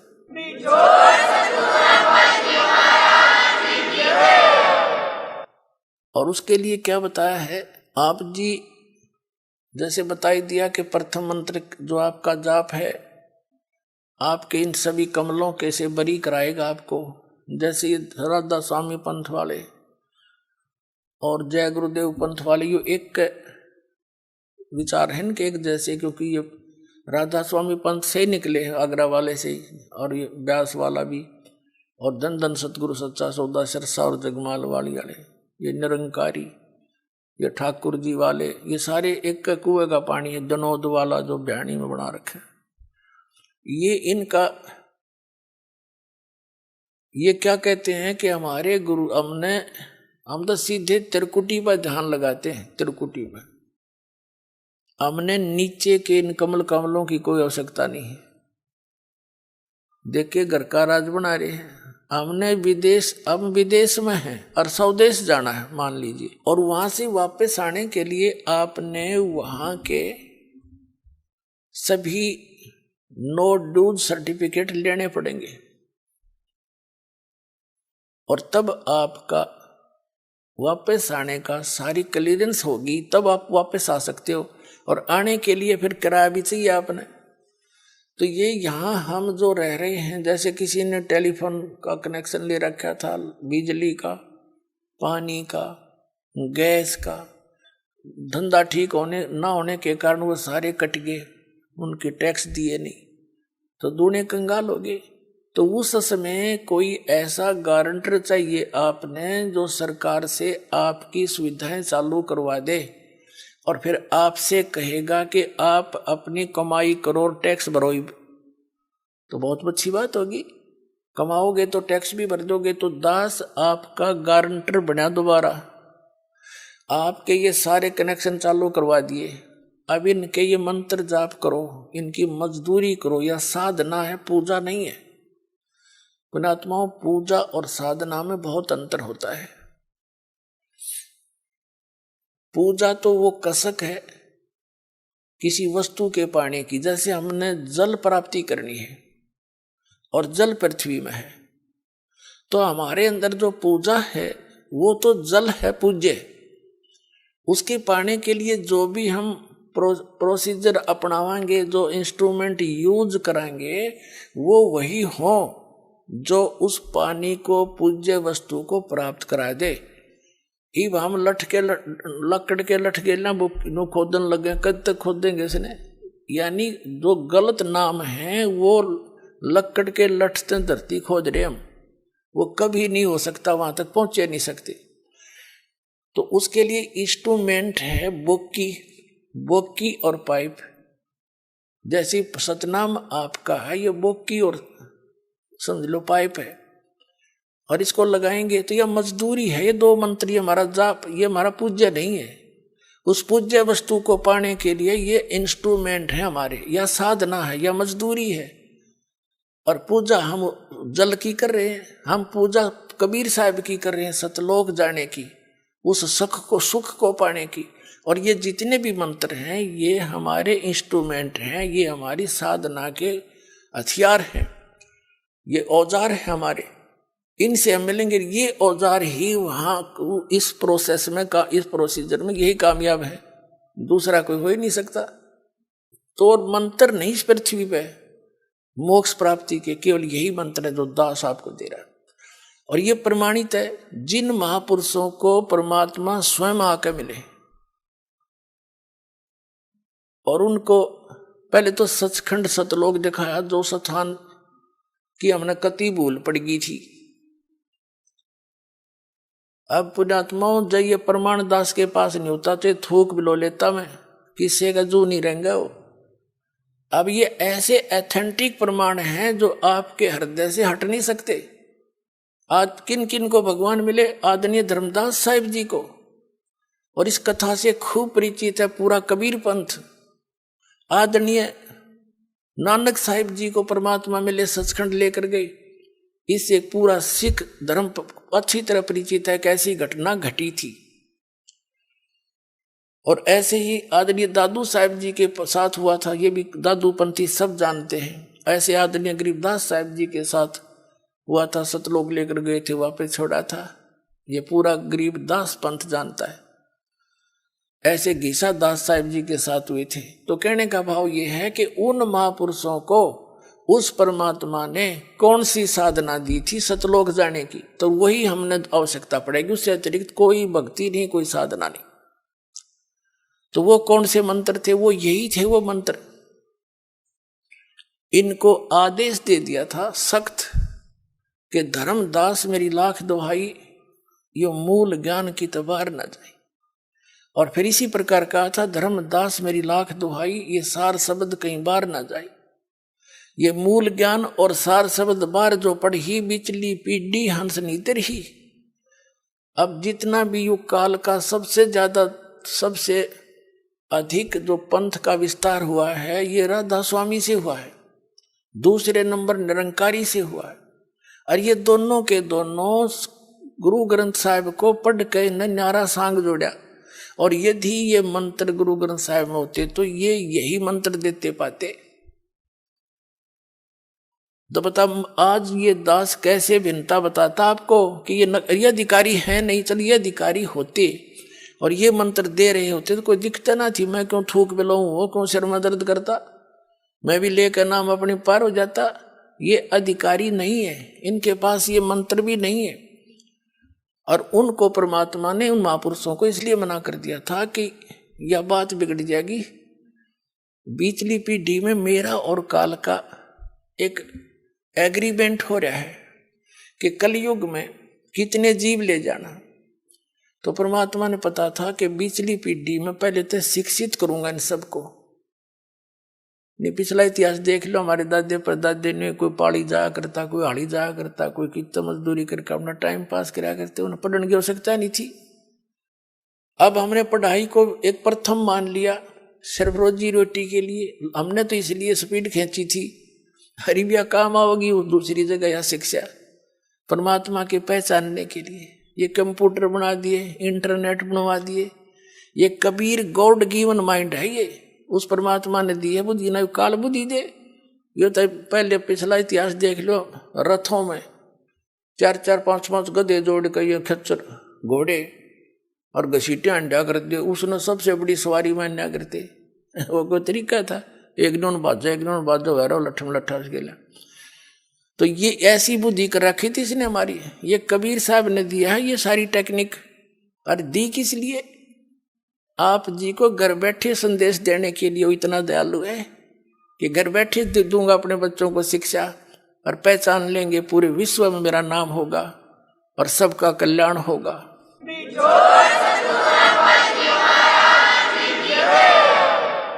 तो कहने का भाव ये है पुण्यात्माओं,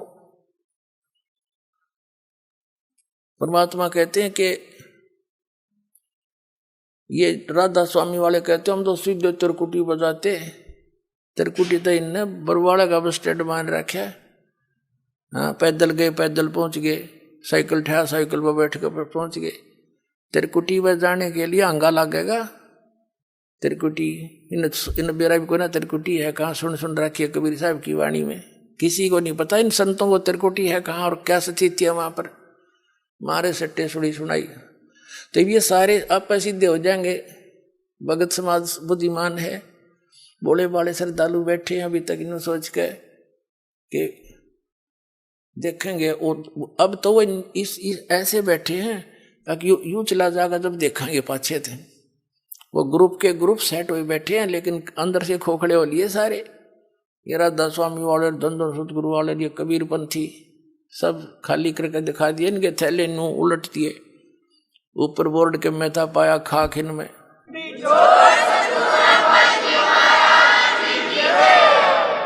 तो तिरकुटी पर जाने के लिए जैसे आपको बताया कि जैसे हमारा जल पूज्य है, पूजा हम जल की करते हैं, और ये नामों की साधना जो है ये तो इंस्ट्रूमेंट है अपने।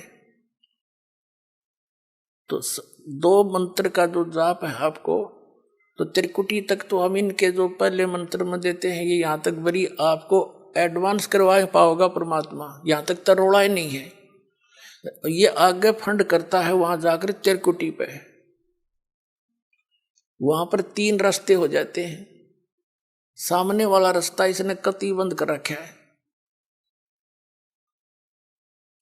ये अध्यात्म मार्ग उल्टा चलता है। जैसे हम त्रिवेणी बोलते हैं, वहां पर इलाहाबाद में जो गंगा और जमुना मिलती है और तीसरी कहीं नीचे सरस्वती है, और अध्यात्म मार्ग में उल्टा चलता है।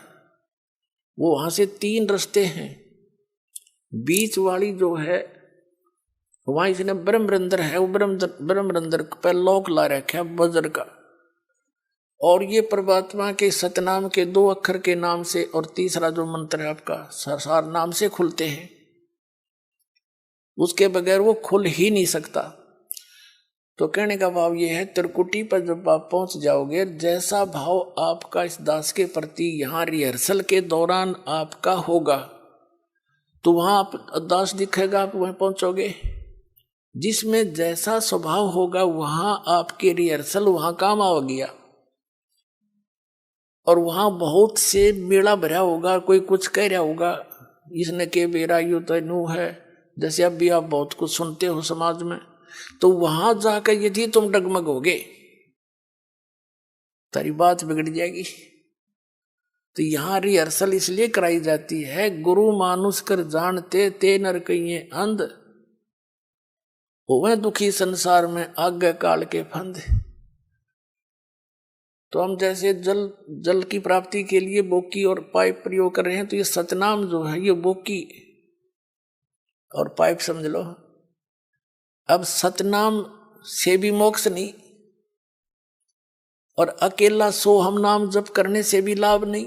जैसे कबीर साहब की एक वाणी है कि जो जन होगा जो हरि वो लेगा शब्द बिल गाए, और सोहम सोहम जप मेरे व्यर्था जन्म गवाए। यानी जो जौहरी होगा, सही ज्ञानवान होगा, तो उस इन शब्द को सही ढंग से पहचान लेगा, भिन्न भिन्न समझ कर प्राप्त करेगा। अकेले सोहम नाम का जाप करने से कोई यूज नहीं। जैसे सोहम का दो ऐसे कर लेते हैं, सो बाहर हम अंदर, या हम बाहर सो अंदर, ऐसे करते, ये गलत है, साधना ठीक नहीं। और यदि सतनाम भी आपको प्राप्त हो गया, सार नाम नहीं मिला, तो भी आप मोक्ष प्राप्ति नहीं कर सकते। और सतनाम के बिना सार नाम आपको काम नहीं कर सकता। जैसे हैंडपंप लगा रहे हैं, पाइप तक, पानी तक पाइप पहुंच गई, इस प्रोसीजर से पाइप, बोकी और पाइप जल तक पहुंच गई, जल प्राप्त नहीं हुआ, उसके लिए हैंड पंप लगाना पड़ेगा, वो सार नाम है। और सार नाम, जिसको आदि नाम, सार शब्द, अकय शब्द उसको कहते हैं। फिर उसकी भी सेवा, उसका सेवन करना है। हैंडपंप भी ऐसे उसको हिलाना पड़ता है, तब वांछित वस्तु प्राप्त होती है। ये है प्रोसीजर पूरा इस परमात्मा के पाने का।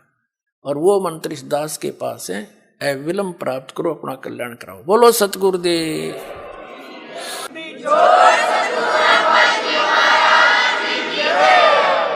सत सही। आइए अब हम उन श्रद्धालुओं के अनुभव जानते हैं जो जगत गुरु तत्वदर्शी संत रामपाल जी महाराज जी से दीक्षा प्राप्त कर चुके हैं तथा उनके द्वारा बताए गए भक्ति मार्ग पर चल रहे हैं। जी नमस्कार। नमस्कार जी। जी क्या नाम है आपका? मेरा नाम सरिता वर्मा है। सरिता जी कहाँ से आए हो आप? मैं ग्वालियर मध्य प्रदेश से हूँ। संत रामपाल जी महाराज से नाम दीक्षा लेने से पहले आप क्या भक्ति साधना करते थे? जी संत रामपाल जी महाराज से जुड़ने से पहले नॉर्मली अपने हिंदू समाज में जो भी भक्ति होती है देवी देवताओं की, वही सब किया करते थे, सारे व्रत वगैरह, और मैं माता की भक्ति ज़्यादा करती थी। किसी तरह मुझे संत रामपाल जी महाराज का पता लगा। मैं जहाँ रहती थी, मेरे पड़ोस में एक और रहती थी, तो उन्होंने मेरे को संत रामपाल जी महाराज के बारे में बताया। 2004 में मैंने संत रामपाल जी महाराज से दीक्षा ली, लेकिन किसी कारणवश मैं वहाँ से फरीदाबाद से मेरे को किसी कारणवश ग्वालियर शिफ्ट होना पड़ा और मेरा वहाँ आना जाना छूट गया और मैं नहीं जा पाई वहाँ पर। सरिता जी फिर आपने क्या किया जब आप संत रामपाल जी महाराज द्वारा दी गई भक्ति छोड़ चुके थे, देव देवताओं की भक्ति करना आपने छोड़ दिया था, तो फिर उसके बाद आप किस भगवान की भक्ति कर रहे थे? संत रामपाल जी महाराज के पास तो मेरी भक्ति में छूटी गई थी जाना आना। मैं जब ग्वालियर यहाँ शिफ्ट हो गई, फिर लगभग वही नॉर्मली जो अपना जीवन होता है वो जीना शुरू किया, और लेकिन मेरे ऊपर बहुत ज़्यादा परेशानी आनी शुरू हो गई और घर की आर्थिक स्थिति भी बहुत ज़्यादा ख़राब हो गई। बेटे की भी तबीयत ख़राब रहने लगी। मेरा जो बेटा है छोटा था 8 महीने का, तो उसका इलाज चला था, उसकी तबीयत, उसको फिट्स पड़ते थे, तो थोड़े दिन तो उसको आराम रहा। जब मैं ग्वालियर दोबारा से शिफ्ट हो गई तो उसकी तबीयत और ज़्यादा बिगड़ने लगी और मेरे घर की आर्थिक स्थिति भी बहुत ज़्यादा ख़राब हो गई। और मेरे जो हस्बैंड है वो भी प्राइवेट नौकरी करते थे, तो उनका भी काम छूट गया। सरिता जी जैसे आपने बताया कि संत रामपाल जी महाराज द्वारा दी गई भक्ति साधना पहले ही आप छोड़ चुके थे और आपके जीवन में दुखों का पहाड़ ज्यों का त्यों टूटा हुआ था, तो हम आपसे ये जानना चाहेंगे कि फिर आपके जीवन में जो समस्याएं थी उनका समाधान कैसे हुआ? संत रामपाल जी महाराज के पास ऐसे जुड़ना हुआ, मैं ग्वालियर रहती थी, तो मेरे जो मम्मी पापा वगैरह हैं, मामा जी के बेटे के लिए लड़की देखने गए थे शिवपुरी गुना के पास। सब लोग संबंध करके वापस आ रहे थे, ऑन द स्पॉट 12 लोग एक्सीडेंट में पूरे ख़त्म हो गए। मम्मी पापा का जो बिजनेस है मैंने 5 साल संभाला। उसके बाद बस यही, मतलब नॉर्मली मैं अपना जीवन जीते जीते एक दिन ऐसे ही सोच रही थी कि ये क्या जीवन है, बस घर दुकान घर दुकान। परमात्मा ने मुझे फिर से प्रेरणा की, तो मेरा मन हुआ कि मैं संत रामपाल जी महाराज के पास दोबारा से जाना चाहती हूँ। तो मेरे जो हस्बैंड है वो दिल्ली रहते थे, जॉब करते थे, तो मैंने उनको फ़ोन किया कि मैं गुरुजी के पास आना चाहती हूँ। तब मैं दोबारा से संत रामपाल जी महाराज के पास सन 2013 में दोबारा से मैं पहुँची। मैंने वहाँ पे फिर नाम दीक्षा ली। सरिता जी हम आपसे ये जानना चाहेंगे कि जब आपने दोबारा संत रामपाल जी महाराज से नाम दीक्षा ली, क्या जो आपके जीवन में जो कठिनाइयाँ थी, क्या उनका समाधान हुआ? जी हाँ, मेरे को बहुत राहत मिली। संत रामपाल जी महाराज से दीक्षा लेने के बाद मैंने दुकान जो मैं कर रही थी, तो मैंने अपनी अलग दुकान करी और अपने पैरों पे मेरे को गुरुजी ने खड़ा किया। संत रामपाल जी महाराज की इतनी दया हुई, आज उस छोटी सी दुकान से मैं पूरा अपना घर चला रही हूँ। और मेरे बेटे की भी तबीयत अब बिल्कुल ठीक है। और मेरे को 9 साल से मेरे को पाइल्स की प्रॉब्लम थी, जो कि मैं 2-3 डॉक्टरों से इलाज करा चुकी थी और उन्होंने मेरी जीवन भर की गारंटी ली थी कि जब तक आप जीवित हो तब तक हम आपका इलाज करेंगे। मैंने 2-3 बार उनसे इलाज कराया, बहुत दवाइयाँ भी खाई, लेकिन मेरे को कोई आराम नहीं पड़ा। ग्वालियर में एक माने हुए डॉक्टर हैं, डॉक्टर पुष्कर तिवारी, जो कि जयपुर से 1 तारीख से 3 तारीख तक के लिए जयपुर में यहाँ पर ग्वालियर में डॉक्टर पेशेंट को देखने के लिए आते हैं। उन्होंने मेरी गारंटी ली थी लाइफ टाइम की कि आप जब तक जीवित हो आपका इलाज हम करेंगे। 2 बार मैंने उनसे इलाज कराया, लेकिन मेरे को कोई आराम नहीं पड़ा। संत रामपाल जी महाराज से मैंने दीक्षा ली हुई थी, तब मैंने गुरुजी को प्रार्थना लगाई और तब से मेरे को आज आराम है। आज मेरे को कम से कम 6-7 साल हो गए हैं, मेरे को कोई परेशानी नहीं है। संत रामपाल जी महाराज जी ने आपकी जो बीमारी ठीक की उसके लिए कितने पैसे लिए आपसे? कोई पैसे नहीं लिए। सरिता जी, संत रामपाल जी महाराज के बारे में ये कहा जाता है कि वो बीमारी दूर करने के लिए, नशा छुड़वाने के लिए पैसे लेते हैं, तो आपसे कितने पैसे लिए संत रामपाल जी महाराज ने आपकी परेशानियों को ठीक करने के लिए? जी नहीं, ये बिल्कुल गलत है, ऐसा कुछ भी नहीं है। संत रामपाल जी महाराज शास्त्र प्रमाणित सतभक्ति विधि बताते हैं, जो कि मर्यादा में रहकर करने से सभी प्रकार के रोग कष्ट अपने आप सही हो जाते हैं। उनके मंत्रों में इतनी पावर है कि अगर मर्यादा में रहकर की जाए तो कैसी भी लाइलाज बीमारी हो वो जड़ से खत्म हो जाती है। और क्या क्या लाभ मिले आपको? मेरा बेटा जो कि 8 महीने का था तो उसको दोहरे पड़ते थे, तो ग्वालियर के बहुत अच्छे एक डॉक्टर हैं, डॉक्टर लवलेकर, उनके पास उसका ट्रीटमेंट चला था 3 साल, तब तो वो ठीक था। 12 साल के बाद उसको दोबारा से फिर वही परेशानी होने लगी थी। डॉक्टर के पास उसको दिखाया तो उसकी समस्या और ज़्यादा बढ़ गई थी, जो कि महीने में पढ़ते थे तो उसको रोज़ पढ़ने लगे और पूरे दिन में कई बार पढ़ने लगे। तब मैंने संत रामपाल जी महाराज को मैंने प्रार्थना लगाई, आज वो गुरुजी की दया से बिल्कुल ठीक है। इसके अलावा ये भी कि मेरे पैरों में बहुत दिक्कत थी, एड़ियों की हड्डी जो है डॉक्टर ने बढ़ी हुई बताई थी। ग्वालियर के माने हुए डॉक्टर हैं, डॉक्टर सुनील अग्रवाल, उनसे मैं 2-3 बार ट्रीटमेंट करा चुकी हूँ। उन्होंने कहा था आपके पैरों की एड़ियों की हड्डियाँ बढ़ गई हैं, इस वजह से मेरे पैरों में बहुत दर्द रहता था। थोड़ा सा भी उठ के मैं बैठ के जब चलती थी तो ठीक से चल नहीं पाती थी। तो आज मैं संत रामपाल जी महाराज से जब से मैंने दीक्षा ली है, आज मैं बिल्कुल ठीक हूँ, मेरे कोई पैरों में मेरे कोई दर्द नहीं है। और संत रामपाल जी महाराज की इतनी दया हुई है कि छोटी सी दुकान है मेरी और गुरुजी की दया से बहुत अच्छी चलती है, और आज मैंने 7 लाख रुपए का फ्लैट भी ले लिया है। संत रामपाल जी महाराज से आपको इतने सारे लाभ मिले हैं, लेकिन जब हम सांसारिक रूप से लोगों की दयनीय स्थिति देखते हैं तो ये समझना और लोगों का विश्वास कर पाना ये मुश्किल है कि एक संत से नाम दीक्षा लेने के बाद आपको आर्थिक लाभ भी मिलेगा, आपको शारीरिक लाभ भी मिलेगा। जब दवाइयाँ काम करना बंद कर देती है, वो दवाइयाँ भी काम करना शुरू कर देती है, आपके सारे रोग दूर हो जाते हैं। लोग इस बात पे विश्वास कैसे करेंगे? देखिए, वो तो संत रामपाल जी महाराज से दीक्षा लेने पे ही आपको पता लगेगा, क्योंकि उनके पास जो शास्त्र विधि है, जो शास्त्रानुकूल भक्ति वो बताते हैं, उन मंत्रों में और उस भक्ति में इतनी पावर है जो कि किसी में नहीं है। हम औरों की भक्ति तो करते हैं, लेकिन वो शास्त्रानुकूल ना होने की वजह से थोड़े दिन तो हमें लाभ मिलता है, और वो लाभ भी हमें इसलिए मिलता है जो हमारे पूर्व जन्म की भक्ति की कमाई है। लेकिन हम ऐसा सोच लेते हैं कि हम जो ये कर रहे हैं उसी से हमें लाभ हो रहा है। वो थोड़े दिन के लिए आराम मिलता है, फिर वही घर में परेशानियाँ आनी शुरू हो जाती हैं। लेकिन संत रामपाल जी महाराज की जो भक्ति है वो शास्त्र प्रमाणित है, और अगर हम मर्यादा में रहकर करेंगे तो हमारे ऊपर किसी प्रकार का कोई कष्ट नहीं आएगा। तो सरिता जी, आज के दिन संत रामपाल जी महाराज से नाम दीक्षा कैसे ली जा सकती है? संत रामपाल जी महाराज के टीवी चैनलों पे, बहुत सारे टीवी चैनलों पे सत्संग आते हैं। उन सत्संग में नीचे पीले रंग की पट्टी चलती है, उस पर आश्रम के मोबाइल नंबर दिए हुए हैं। आप जहाँ भी रहते हैं उस जगह पे आप उनको फ़ोन करके आप नामदान केंद्र का पता लगा सकते हैं और वहाँ से नाम दीक्षा ले सकते हैं। जी धन्यवाद। जी सत साहिब।